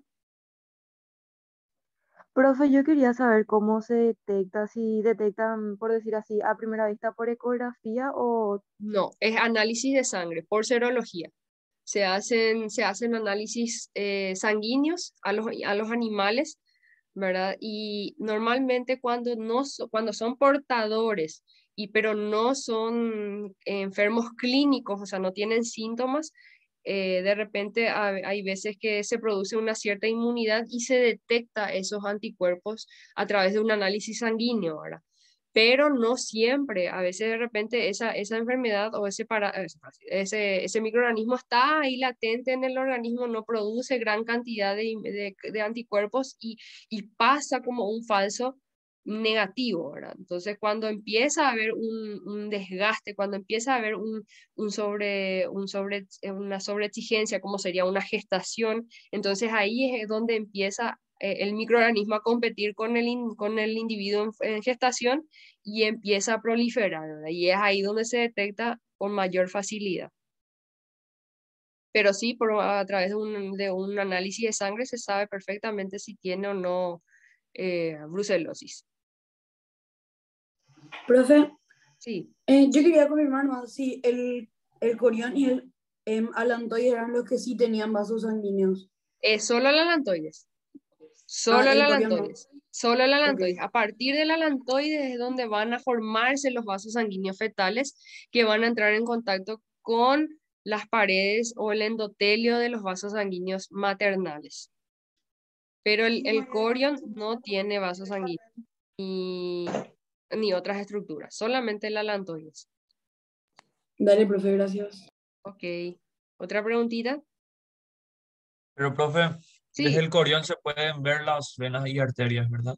sí, de hecho que como estas capas, justamente por eso que la placenta tiene ese nombre de torta, ¿verdad? Fíjense, ay, perdón, todas estas capas están superpuestas una sobre otra, ¿verdad? Entonces, si uno no separa esas membranas, entonces hace parecer como si fuese que en realidad el corión también tiene vasos sanguíneos. Pero como yo sé, aquí esto es continuación de lo que sería el alantoides. Y a partir de aquí, fíjense aquí, todo esto ya sería el corión. Perdón, y sí, el amnios, perdón, el amnios que no tiene vasos sanguíneos y el corión tampoco tiene vasos sanguíneos. El corión solamente es una membrana que, vamos a decir, separa otra vez al alantoides y le permite ingresar a lo que sería la pared uterina, vamos a decir. Pero en realidad la única membrana que tenemos que tiene irrigación sanguínea sería el alantoides. Pero esto se puede separar, incluso en cortes histológicos de placenta, esto se ve perfectamente las estructuras, se diferencia súper bien. No sé si quedó claro. Sí, profe, muchas gracias. Ok. ¿Otra pregunta o seguimos? Bueno, vamos a seguir, porque falta todavía. Y bueno, aquí fíjense, otra vez, aquí yo ya separé el amnios, aquí ya está el ternero, ¿verdad? El feto, o sea, el feto bovino, ¿verdad? Y fíjense, aquí está ya prácticamente separada la membrana amniótica del individuo y fíjense cómo el individuo está húmedo, ¿verdad? Entonces, esa humedad ese aspecto de mojado que tiene es por el líquido amniótico que está dentro de ese saco amniótico, ¿verdad? Y que lubrica y le protege a ese individuo de las infecciones, ¿verdad? Entonces, protege a esa piel, ¿verdad? Que se está desarrollando, que se está cubriendo de pelo. Entonces, le protege a ese individuo de las infecciones o de las erosiones que se produzcan al momento de que se está moviendo dentro del vientre materno. Bien, entonces, fíjense, aquí tenemos otra imagen. Aquí se ve súper bien, ¿verdad? La distribución de las membranas, del grado de contacto de las membranas, vamos a decir, eh, fetales. Y esto sería lo que es, todo esto es la placenta. Todo esto que está aquí es la placenta, ¿verdad? Fíjense, esto es un roedor, probablemente sea un cobayo, ¿verdad? Porque es un cobayo porque el tipo de placenta que está aquí es un tipo de placenta discoidal, ¿verdad? El corión parte, ¿verdad? Parte de aquí, ¿verdad? Fíjense, el corión en sí tiene gran cantidad de vellosidades, como estuvimos viendo en la diapositiva pasada, ¿verdad? Pero esas vellosidades coriónicas se agrupan de acuerdo al tipo de placenta de los individuos, ¿verdad? O sea, cada tipo de individuo, o sea, cada especie animal tiene un tipo de placenta. Entonces, en el caso de los roedores y de algunas especies que tienen este tipo de placenta discoidal, fíjense, aquí las vellosidades coriónicas, esto es el corión, esto que está aquí partiendo, fíjense cómo no tiene vasos sanguíneos. Aquí esta es la gran diferencia, el corión no tiene vasos sanguíneos y fíjense, todo esto rojo que ustedes ven aquí son las vellosidades coriónicas que se agrupan formando una masa discoidal en forma de disco, ¿verdad? Esta placenta también es propia del individuo, de nosotros, de los humanos, ¿verdad? Entonces, esas vellosidades coriónicas se agrupan en forma de disco y fíjense, dentro de esa placenta, fíjense cómo se ramifican los vasos sanguíneos del alantoides, que está aquí. Esto es el alantoides, porque fíjense cómo aquí tiene un gran vaso sanguíneo o dos grandes vasos sanguíneos. El más oscuro corresponde al vaso sanguíneo venoso, ¿verdad? Y el vaso sanguíneo arterial normalmente está más aplastado, o sea, un poquito más aplastadito, ¿verdad? Y fíjense cómo ese vaso sanguíneo se va ramificando, formando pequeñas arteriolas y vénulas, ¿verdad? Y esos vasos sanguíneos vamos a decir, entrando en contacto. Imagínense que aquí estaba la pared del útero, entonces esta placenta se fija en la pared del útero, entonces los vasos sanguíneos, vamos a decir, uy, los vasos sanguíneos maternales entran en contacto con estos vasos sanguíneos fetales. O sea, en este caso, este tipo de placenta, entonces, para que llegue, cuando yo digo que el vaso sanguíneo está en contacto directo con el vaso, con los vasos sanguíneos fetales, entonces quiere decir que hay una lesión importante, o sea, hay atraviesa importantemente lo que es la pared uterina y esto se implanta completo, todo está dentro de la pared uterina. Bien, entonces el contacto es sumamente íntimo, entonces esto se desprende de la pared uterina, entonces obviamente hay un sangrado bastante importante al momento del nacimiento, ¿verdad? Bien, aquí este es un tipo de placenta zonal, ¿verdad? Esto es un canino, ¿verdad? Un feto canino. Y fíjense, en el caso de las placentas zonales, vamos a ir viendo también las descripciones, las vellosidades coriónicas, esto es el alantoides que ingresa nuevamente formando vasos sanguíneos que están aquí. Todos estos son vasos sanguíneos, pero fíjense, todas las vellosidades coriónicas se agrupan formando como un cinturón, ¿verdad?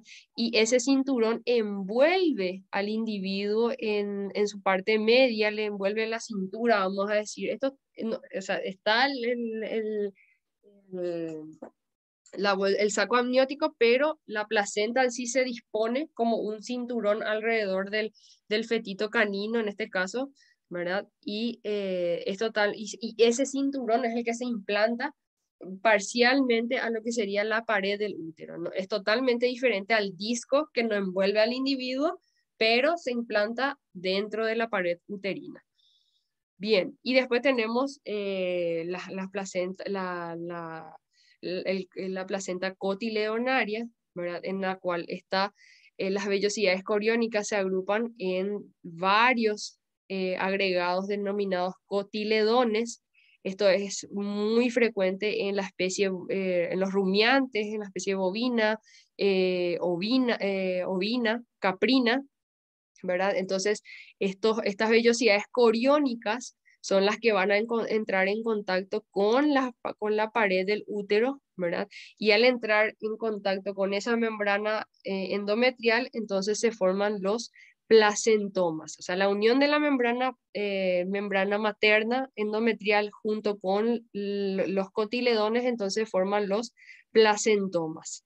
Aquí está justamente esto que está aquí es parte de la membrana del endometrio. Fíjense, esto es parte del endometrio porque se desprende, es una celularidad que se forma solamente para el momento de la gestación, ¿verdad?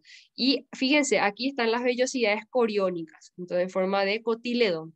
Entonces, cada cotiledón se une a estas porciones endometriales y entonces forman los placentomas. En la especie bovina más o menos hay como 90 a 120 cotiledones o agrupados de vellosidades coriónicas a lo largo de todo el saco coriónico o de la capa coriónica. Y todos estos espacios vacíos en los cuales no vemos agrupados las vellosidades, entonces están libres de vellosidades. Aquí no hay vellosidades coriónicas, o sea, no hay proyecciones del epitelio, no hay proyecciones de ese tejido eh, que va a entrar en contacto con la pared uterina. Toditas las vellosidades se agrupan en una sola zona denominada cotiledón y esto se va a agrupar o se va a juntar íntimamente con la pared uterina formando lo que sería el placentoma. Bien, y fíjense, esto sería, aquí tenemos un feto caprino, ¿verdad? Fíjense, esto es el cordón umbilical, ¿verdad? En el caso de la placenta de la placenta en el caso de los rumiantes es una placenta difusa, ¿verdad? Difusa, ¿por qué? Porque las vellosidades están distribuidas en forma difusa, ¿verdad? O conglomerada, difusa y conglomerada, ¿verdad? Y envuelve como en un saco, ¿verdad? Y fíjense, el alantoides entra en contacto con esos cotiledones, ¿verdad? Que están adheridos a los placentomas. Aquí ya prácticamente no vemos membranas maternales, sino que prácticamente todo lo que uno está viendo aquí son cotiledones básicamente, porque fue más o menos levantada la membrana, entonces solamente vemos el lado interno del corium. Fíjense, aquí está el cordón umbilical, ¿verdad? Que sería de parte del alantoides, y fíjense, aquí están los dos grandes vasos. Esta sería la vena umbilical y esta sería la arteria umbilical que va ramificándose y van formando o van haciéndose un poco más pequeños de menor calibre para poder entrar en contacto íntimo con los vasos sanguíneos maternales. Y es el medio de comunicación entre la sangre materna y la sangre fetal, o sea, el individuo en sí. Bien, eso era para que ustedes entiendan un poquito cómo está conformada la placenta, ¿verdad? Pero para hablar de la clasificación histológica de la placenta, nosotros tenemos que hablar definitivamente de cómo se distribuyen esas vellosidades coriónicas, ¿verdad?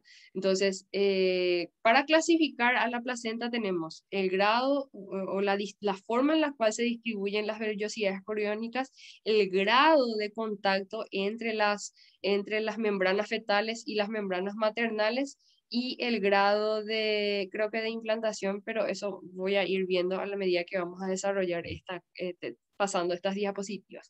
Entonces, de acuerdo a la distribución que ya estuvimos viendo, de acuerdo a cómo se van distribuyendo esas vellosidades, nosotros tenemos el tipo de placenta difusa en la cual las vellosidades están completamente alrededor del corion, están todas distribuidas, no en conglomerados, sino que están todas así dispersas en todo el corion. Y esto es sumamente frecuente en las cerdas y en las yeguas. Entonces eso permite que al ser una distribución difusa, entonces no hay mucho contacto con con el endometrio materno, entonces no hay mucha lesión ya que las vellosidades están distribuidas en todas partes, ¿verdad? Luego le tenemos a la placenta de tipo cotiledonaria, que ya estuvimos viendo anteriormente, en la cual las vellosidades se agrupan en porciones así bien redondeadas, bien circunscritas, denominadas cotiledones, y ya mencionamos el contacto de un cotiledón o de un conjunto de vellosidades coriónicas junto con la membrana endometrial, entonces forman lo que sería el placentoma.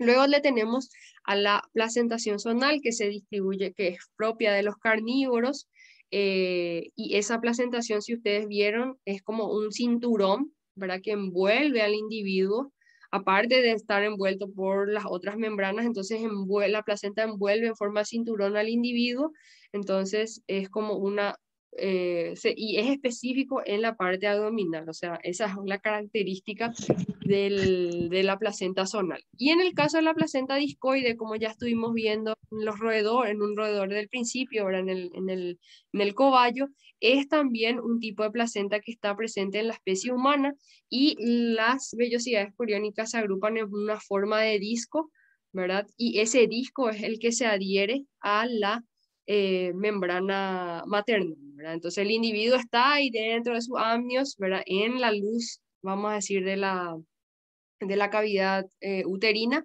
¿verdad? Pero el que hace contacto íntimo con la pared endometrial sería entonces la placenta discoide. Entonces, para que vean unos ejemplos, aquí tenemos un parto múltiple, ¿verdad? En este caso sería un aborto múltiple, ¿verdad? Porque todos pobrecitos fallecieron, vamos a decir. Fíjense aquí, normalmente estos partos múltiples son básicamente muy frecuentes en los caprinos, en los ovinos, no así tanto en los bovinos, pero fíjense que aquí, por ejemplo, hay muchas veces cuando son gemelos, comparten ese saco, comparten el mismo saco amniótico, comparten el mismo corion, y fíjense, a veces envuelven al mismo individuo y también tiene otro saco el otro individuo, ¿verdad? Dependiendo mucho de cómo se va, de cómo ocurre la fecundación, ¿verdad? Entonces, fíjense aquí, los placentos, estos serían los cotiledones, vienen en contacto íntimo con la alantoides, y fíjense aquí los vasos sanguíneos que están en bastante contacto con las vellosidades coriónicas en forma de cotiledones. Aquí prácticamente no vemos placentomas. Fíjense, es nada más que para recalcar un poquitito, ¿verdad? Esta sería la carúncula del tejido materno, ¿verdad? Que sería el endometrio materno, ¿verdad? En el cual se adhiere ese cotiledón y forma el placentoma. Es como un sistema de encastre perfecto, ¿verdad? Que permite al individuo nutrirse. Fíjense, esta sería la placenta zonal. Esto está cerradito. Lo que vimos anteriormente ya sería vamos a decir, abierto, y lo que vemos ahora sería ya una placenta totalmente desplegada. Y fíjense cómo envuelve al individuo, ¿verdad? En forma así, vamos a decir, longitudinal, o sea, transversal, ¿verdad? Le envuelve como un cinturón al individuo, y es propio de los carnívoros, especialmente de los caninos, etcétera. O sea, la mayoría de los carnívoros tienen este tipo de placenta. Fíjense aquí, esto sería parte de la pared uterina, ahora, y fíjense cómo está adherida esa parte, esa zona o esa placenta zonal a lo que sería la pared del endometrio. Bien, y aquí tenemos una placenta discoidal, ¿verdad? Estos serían roedores, creo que son también cobayitos o ratones, no estoy tan segura. Y fíjense, para cada individuo tenemos una placenta discoidal, ¿verdad? Que entra en contacto con la pared del endometrio, ¿verdad? Cabe destacar que esta pared que está aquí fue una parte de la pared que fue formada, que fue aumentada en número de células exclusivamente para la gestación. Esto se desprende al momento de la gestación, entonces por eso que hay un sangrado importante, ¿verdad? Al momento del nacimiento. Y fíjense, este disco que está aquí sería la placenta. Para cada individuo una placenta, está envuelto por el corion, que está en contacto íntimo con la placenta, y estos vasos sanguíneos que están viendo aquí corresponden al alantoides. Es impresionante cómo podemos verlo. Incluso ustedes cuando estaban en gestación, cuando estaban en la panza de su mamá, se veían así de lindos. Entonces tenían esta placenta discoidal que estaba adherida al endometrio uterino. Fíjense, es perfecta la comunicación, y estas son todas membranas maternales que se desprendieron al momento del nacimiento. Y fíjense cómo aquí el individuo era apenas un poroto, ¿verdad? Entonces, esta cavidad amniótica era mucho más grande, había mucho más líquido amniótico, ¿verdad? Y fíjense aquí ya cuando llegan a término, básicamente no hay mucho espacio amniótico y líquido menos, pero siempre hay una cantidad considerable. Bien, eso es... Profe, Sí, antes de pasar, te sí, puedo preguntar una cosa porque medio me confundí. En sí. la imagen anterior, Acá, esa, en la otra, en la aquí, siguiente, digamos. No, en la siguiente. esta, Ahí, esa. sí. Esa parte rojita que es tipo medio redonda que está casi Esta. eso sería la placenta, digamos, ese Esto es la pedacito. placenta. Y Esto el que otro está ya aquí, viene a ser el corion y eso. sí, La estas parte son de las más abajo. membranas fetales. Estas que están Ya, aquí, ya, todas ya. son las membranas fetales. Y esto de aquí es la placenta. La placenta es el medio de contacto entre el endometrio uterino y las membranas fetales. Por eso que la placenta la clasificamos de acuerdo al grado de contacto entre estas dos estructuras y de acuerdo a la cantidad de tejido que van a implicar, ¿verdad? Entonces, si vos te fijas acá, esta es la placenta de los carnívoros. Es totalmente diferente al disco que tenemos acá. No le envuelve al individuo, está fuera del saco, vamos a decirlo, ¿verdad? Y en cambio aquí acá, por ejemplo, están totalmente, las placentitas, vamos a decir, o la placenta múltiple, ¿verdad? Están acá todas agrupadas en diferentes partes del corium. ¿Se Ya, entiende? Es sí, ya entiendo. totalmente, cada individuo tiene un tipo de placenta. Acuérdense, la placenta siempre es el medio de contacto entre el individuo y la madre. Entonces, dependiendo del grado de relación, entonces vamos a tener diferentes tipos de placenta. Profe, Pero Gracias. sí, sí, y esa parte medio amarilla, esa es parte esto, del endometrio, sí. sí, esto es tejido conjuntivo graso, ¿verdad? Que acuérdense, cuando lleguemos a lo que es tejidos, van a ver que hay diferentes tipos de tejido conjuntivo. Seguramente ya habrán leído algo de eso. Para el cursillo seguramente ya habrán visto algo de eso. Entonces tenemos varios tipos de tejido conjuntivo. Y acuérdense que el tejido conjuntivo le da sostén a estas estructuras, ¿verdad? No solamente le da nutrición, le tiene que dar forma, le tiene que dar sostén. Y prácticamente todo esto que está aquí es tejido conjuntivo entremezclado con tejido epitelial, que obviamente no lo diferenciamos bien, pero básicamente esto es grasa, ¿verdad? Que le da sostén y le permite a esta pared, ¿verdad? O a estas estructuras tener, vamos a decir, una cierta estabilidad. ¿Está bien? Profe, Sí. ¿puede haber siameses también? Sí, claro, los partos, o sea, las gestaciones de todo tipo.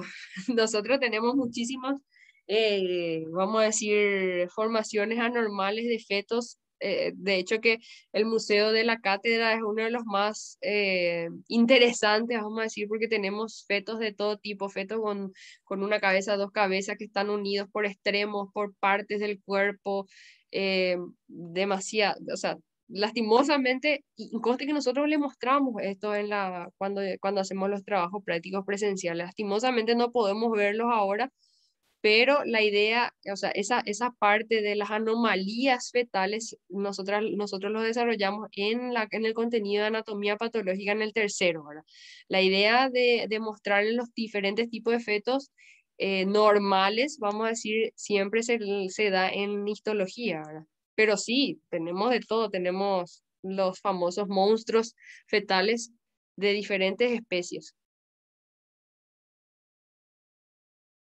¿Alguna otra preguntita? ¿Se entendió hasta acá el tipo de distribución de la placenta? Así pasamos. Bueno, entonces siguiendo un poquito con las clasificaciones, pues ya son 11 y 21. Tenemos también la placenta se puede clasificar de acuerdo a la contribución de las membranas extraembrionarias, o sea, cuánto de las membranas del embrión contribuyen a la formación de la placenta, ¿verdad? Hay placentas que son exclusivamente coriónicas, en las cuales la nutrición se hace a través del corión o del intercambio se hace a través del corión. Después tenemos la placenta corio-vitelina, que es una mezcla entre el corión y ese saco vitelino.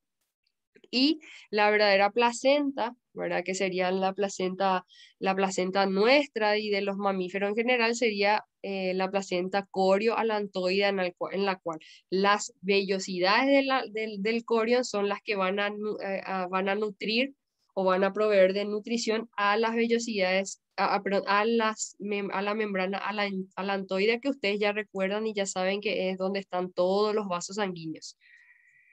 Bien, entonces para que se entienda un poquitito, ¿verdad?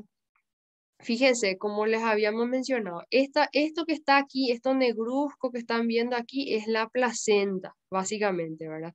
Que se va a ir organizando si fuese discoidal, si fuese difusa o si fuese cotiledonaria, ¿verdad? Eso ya se va diferenciando de acuerdo al estadio de la gestación, ¿verdad? Entonces, fíjense, estas lagunas trofoblásticas realmente corresponden a los vasos sanguíneos maternos que aumentan de calibre y en vez de ser un vaso sanguíneo vamos a decir, con una luz bien definida, entonces pasan a denominarse sinusoides maternales o maternos, en los cuales aumentan su luz. ¿Por qué? Porque tiene que venir gran cantidad de sangre, ¿verdad? Que va a entrar en contacto o y sí, que va a entrar en contacto y va a pasar las sustancias nutritivas a través de las membranas que están aquí, ¿verdad? Y fíjense, aquí bien desemboca la sangre, pero en ningún momento atraviesa ninguna célula, solamente el plasma es de donde se captan los nutrientes, que vamos a ver cuando lleguemos a tejido conjuntivo, vamos a ver que la sangre, por ejemplo, tiene una parte líquida y una parte sólida, que serían las células, y el plasma sanguíneo, que sería la parte líquida.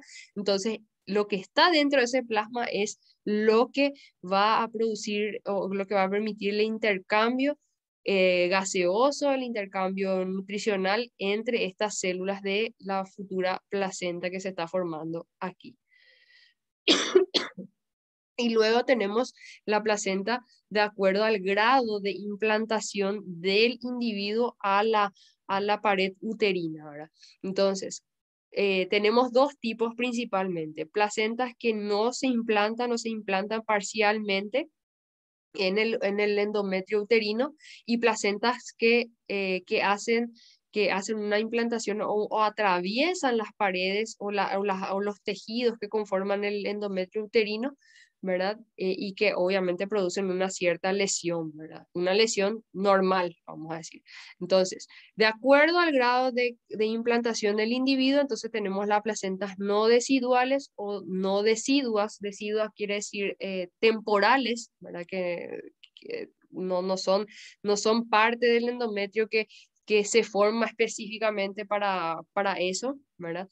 Y también pueden encontrarla con la sinonimia de no caducas, semiplacentas, porque es parcial en realidad la implantación, o nidación superficial. O sea, no hay una lesión, no hay una erosión muy importante en la pared del útero. Entonces, por lo tanto, incluso hay placentas no deciduas o no deciduales que ni siquiera llegan a los vasos sanguíneos maternales. Entonces prácticamente no hay ningún sangrado al momento del parto.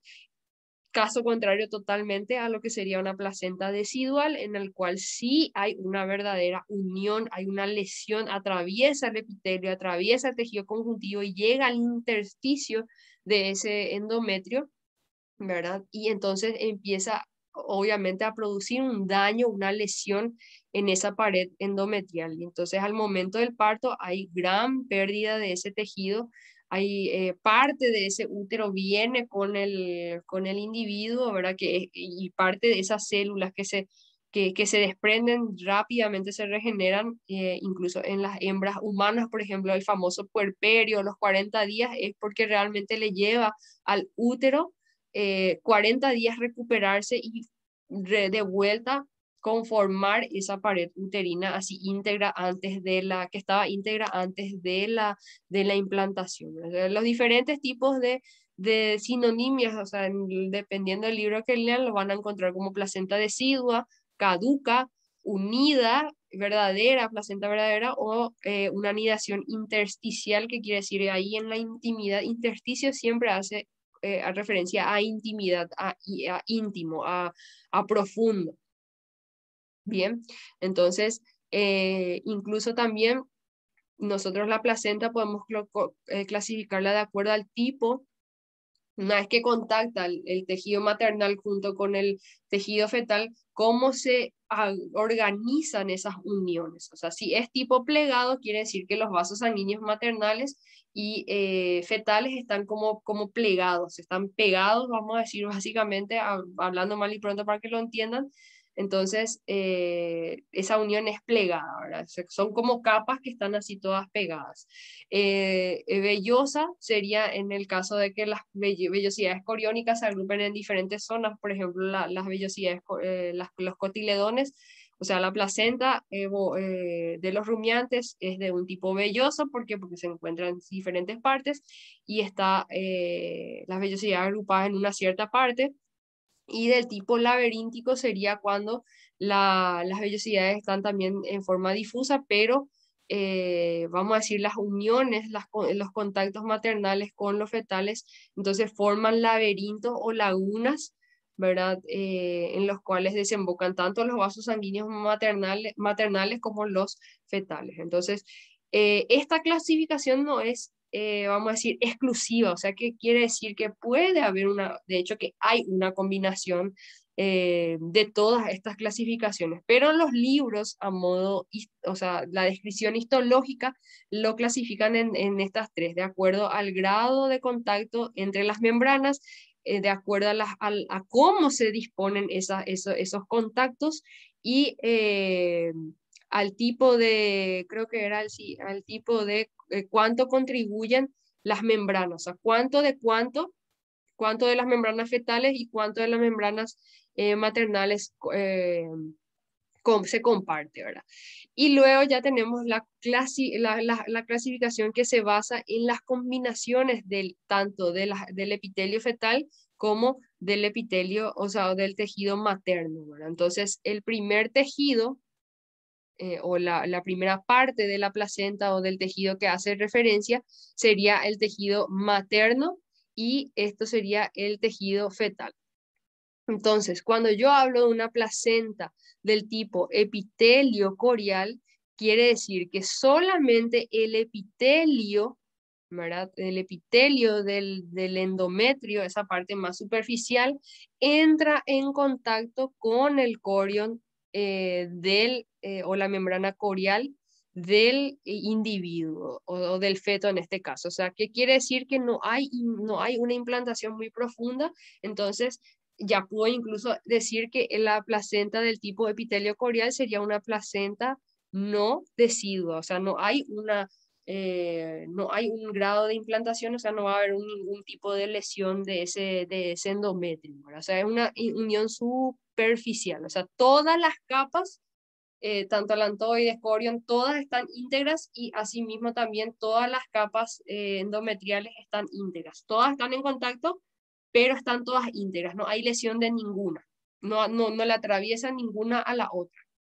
Cuando hablamos de la placenta sindesmo corial, aquí ya cambia, ¿por qué? Porque aquí ya hubo una implantación, atravesó parcialmente, llegó hasta el tejido conjuntivo materno, porque sindesmo hace referencia al tejido conjuntivo materno que está por debajo del epitelio endometrial, y el corion llega al tejido conjuntivo materno. O sea, aquí ya hay una destrucción del epitelio, pero las membranas coriónicas todavía, o las membranas fetales todavía permanecen íntegras, ¿verdad? O sea, la madre es la que pierde un poco más de tejido.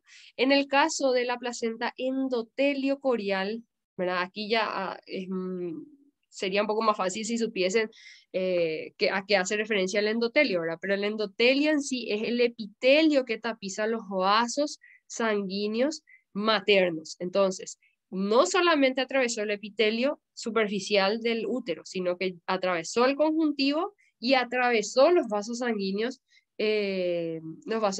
maternos. O sea, el corion, las vellosidades coriónicas entran en contacto directo con el vaso sanguíneo materno. Y luego le tenemos a la placenta hemocorial, que ya prácticamente hay una destrucción de la pared del vaso sanguíneo maternal. La sangre baña completamente las vellosidades coriónicas, ¿verdad? Entonces, quiere decir que los vasos sanguíneos desembocan completamente y bañan al corion fetal. Entonces, ¿en dónde voy a tener mayor daño o no va a haber integridad entre las membranas en cuanto a lo que serían las membranas maternales? En la placenta hemocorial. Entonces, en este caso, la placenta hemocorial sería una placenta del tipo caduca, que verán, en la cual sí hay una importante lesión del tejido materno. Bien, entonces, como les había mencionado, ¿verdad? La clasificación placentaria no es así específica, no es exclusiva, o sea, yo no puedo decir, por ejemplo, solamente cotiledonaria, no. Entonces, de acuerdo a esta clasificación que ya estuvimos viendo, de acuerdo a cómo se distribuyen esas vellosidades, si se distribuyen en una sola parte, si están difusas, si están en forma de disco, si están en forma de cinturón, entonces se van a ir clasificando. Después el grado de implantación, cuánto atraviesa el endometrio uterino, configuración de las uniones coriónicas, cómo están configuradas, si están en forma de laberinto, si están plegadas, si están difusas. Entonces, siempre haciendo referencia a las vellosidades, ¿verdad? Y a cuánto de ese tejido materno que entra en contacto con el tejido fetal, ¿verdad? Entonces, en el caso del bovino, si vamos a tener en cuenta estos 4 tipos de clasificación, entonces vemos que el bovino tiene, ¿verdad?, cómo se distribuyen en cotiledón, o sea, las vellosidades están distribuidas en puntos focales específicos. Entonces, ¿cuánto se implanta? No se implanta tanto, o sea, es un tipo de placenta no decidua, es una placenta que solamente atraviesa parte del epitelio y está superficialmente, vamos a decir. ¿Cómo está configurada? Está en forma vellosa porque las vellosidades están específicamente en ciertas porciones y en este caso los cotiledones están en forma difusa en todo lo que es el individuo, ¿verdad?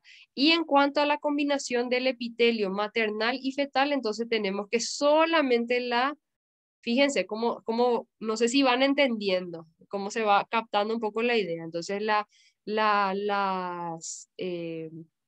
vamos a decir, el epitelio materno está íntegro y el corion entra en contacto directo con el epitelio sin lesionar la pared uterina. En el caso del bovino, la misma historia, ¿verdad? Tenemos una placenta de tipo cotiledonaria, no decidua, vellosa, y en este caso sí hay un cambio, ¿verdad? Aquí en el ovino y en el ovino ya hay una cierta lesión, ya llega un poquito más, ¿verdad? Ya llega al tejido conjuntivo, ¿verdad? Tejido conjuntivo maternal del endometrio. En el caso del equino, las vellosidades no están agrupadas ni en disco, ni en zonas, ni en cotiledones. Está por todo el corion, tenemos vellosidades. Como vimos en el inicio, si se acuerdan, todas esas así como ramitas que tenía el individuo, ¿verdad? Entonces, la placenta es difusa, todas las vellosidades están dispuestas en todo el corion. La placenta sigue siendo no decidua, el tipo de configuración coriónica es vellosa, todas las vellosidades están difusas, todas en contacto con la pared uterina, pero sin lesionarla, y de vuelta una combinación epitelio-corial. Solamente está en contacto con el epitelio y el corion sigue íntegro. En el caso del suino también, o del suino es cerdo, entonces la placentación es difusa, no decidua, y aquí hay una diferencia en pliegues, o sea, las vellosidades junto con el epitelio se agrupan en pliegues, en pequeños pliegues, están así todos plegados uno sobre otro, ¿verdad? Y de vuelta es epitelio corial. En el canino, aquí ya tenemos un cambio, la placenta es del tipo zonal, ustedes ya vieron, es como un cinturón, ¿verdad? Aquí sí, ese cinturón sí se adhiere a la pared uterina, entonces ya tenemos una placenta decidua, ¿verdad? En este caso es como un laberinto, si ustedes se acuerdan, todas esas capas son todos como laberintos, ¿verdad? Y luego le tenemos que aquí en el caso del canino ya llega al vaso sanguíneo, no atraviesa, solamente llega, aquí está la pared del vaso sanguíneo y aquí está el corion. Entonces ahí está en contacto íntimo y la nutrición sigue siendo a través de membranas, a través del pasaje entre membranas del endotelio y del corion. Y luego de vuelta al felino, que también se considera como un carnívoro, zonal, decidua, también es laberíntica y también es endotelio corial. Y aquí le tenemos a los primates y también entran los primates humanos roedores. Aquí le tenemos a la placenta que ya vimos, yo creo que nunca más se van a olvidar de esa placenta discoidal, ¿verdad? Que es decidua, atraviesa completamente, es vellosa, y aquí ya hay una lesión del vaso sanguíneo, o sea, se rompe ese vaso sanguíneo, incluso se forman sinusoides y esos sinusoides entonces entran en contacto o la sangre baña completamente al corion del individuo, o sea, del feto. ¿Se entendió?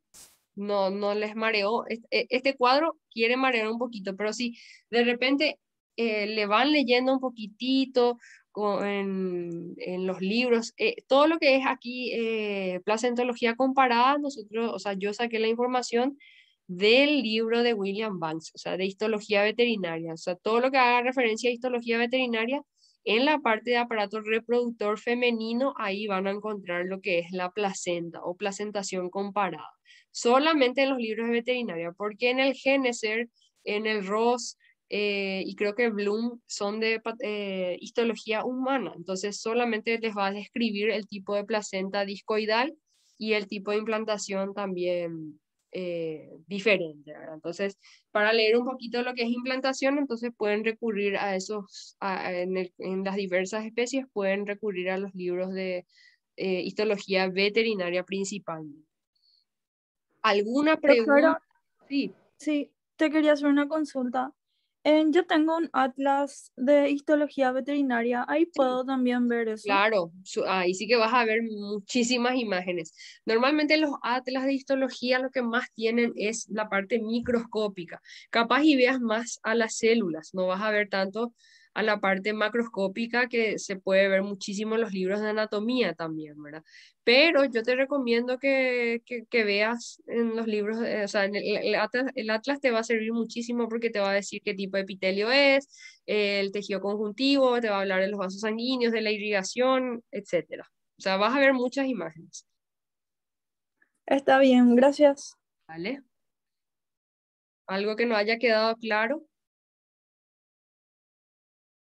¿Puedes repetir cómo sería la anidación superficial? ¿Cómo?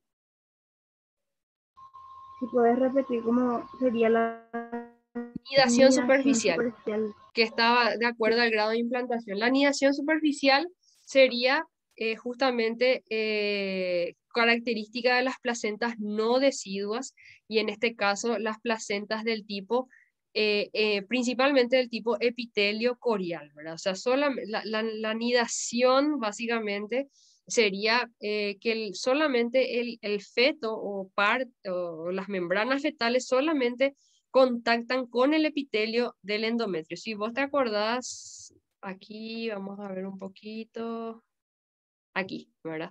Entonces, esto sería una anidación intersticial. ¿Por qué? Porque ingresa al endometrio uterino, ¿verdad? Pero si yo hablo de una anidación superficial, este blastocito solamente va a quedarse aquí en la periferia de este epitelio, ¿verdad? De este epitelio endometrial y aquí se va a formar la placenta. Aquí a este nivel, bien externo, no hay, si yo les digo que se implanta aquí, entonces no hay contacto con este vaso sanguíneo o estos vasos sanguíneos que están aquí, entonces no hay lesión y por lo tanto, cuando se produce el parto no hay sangrado. Entonces, a eso hace referencia a una anidación superficial. O sea, nido sería el nido, ustedes saben qué es, ¿verdad? Es el lugar donde el individuo se desarrolla, ¿verdad? Entonces, en este caso, una anidación intersticial es dentro de la pared del útero y la superficial sería en la luz, pero contactando superficialmente con el epitelio del endometrio. ¿Está bien? Sí, sí, gracias, profe. ¿Alguna otra preguntita? ¿Quedó todo muy claro?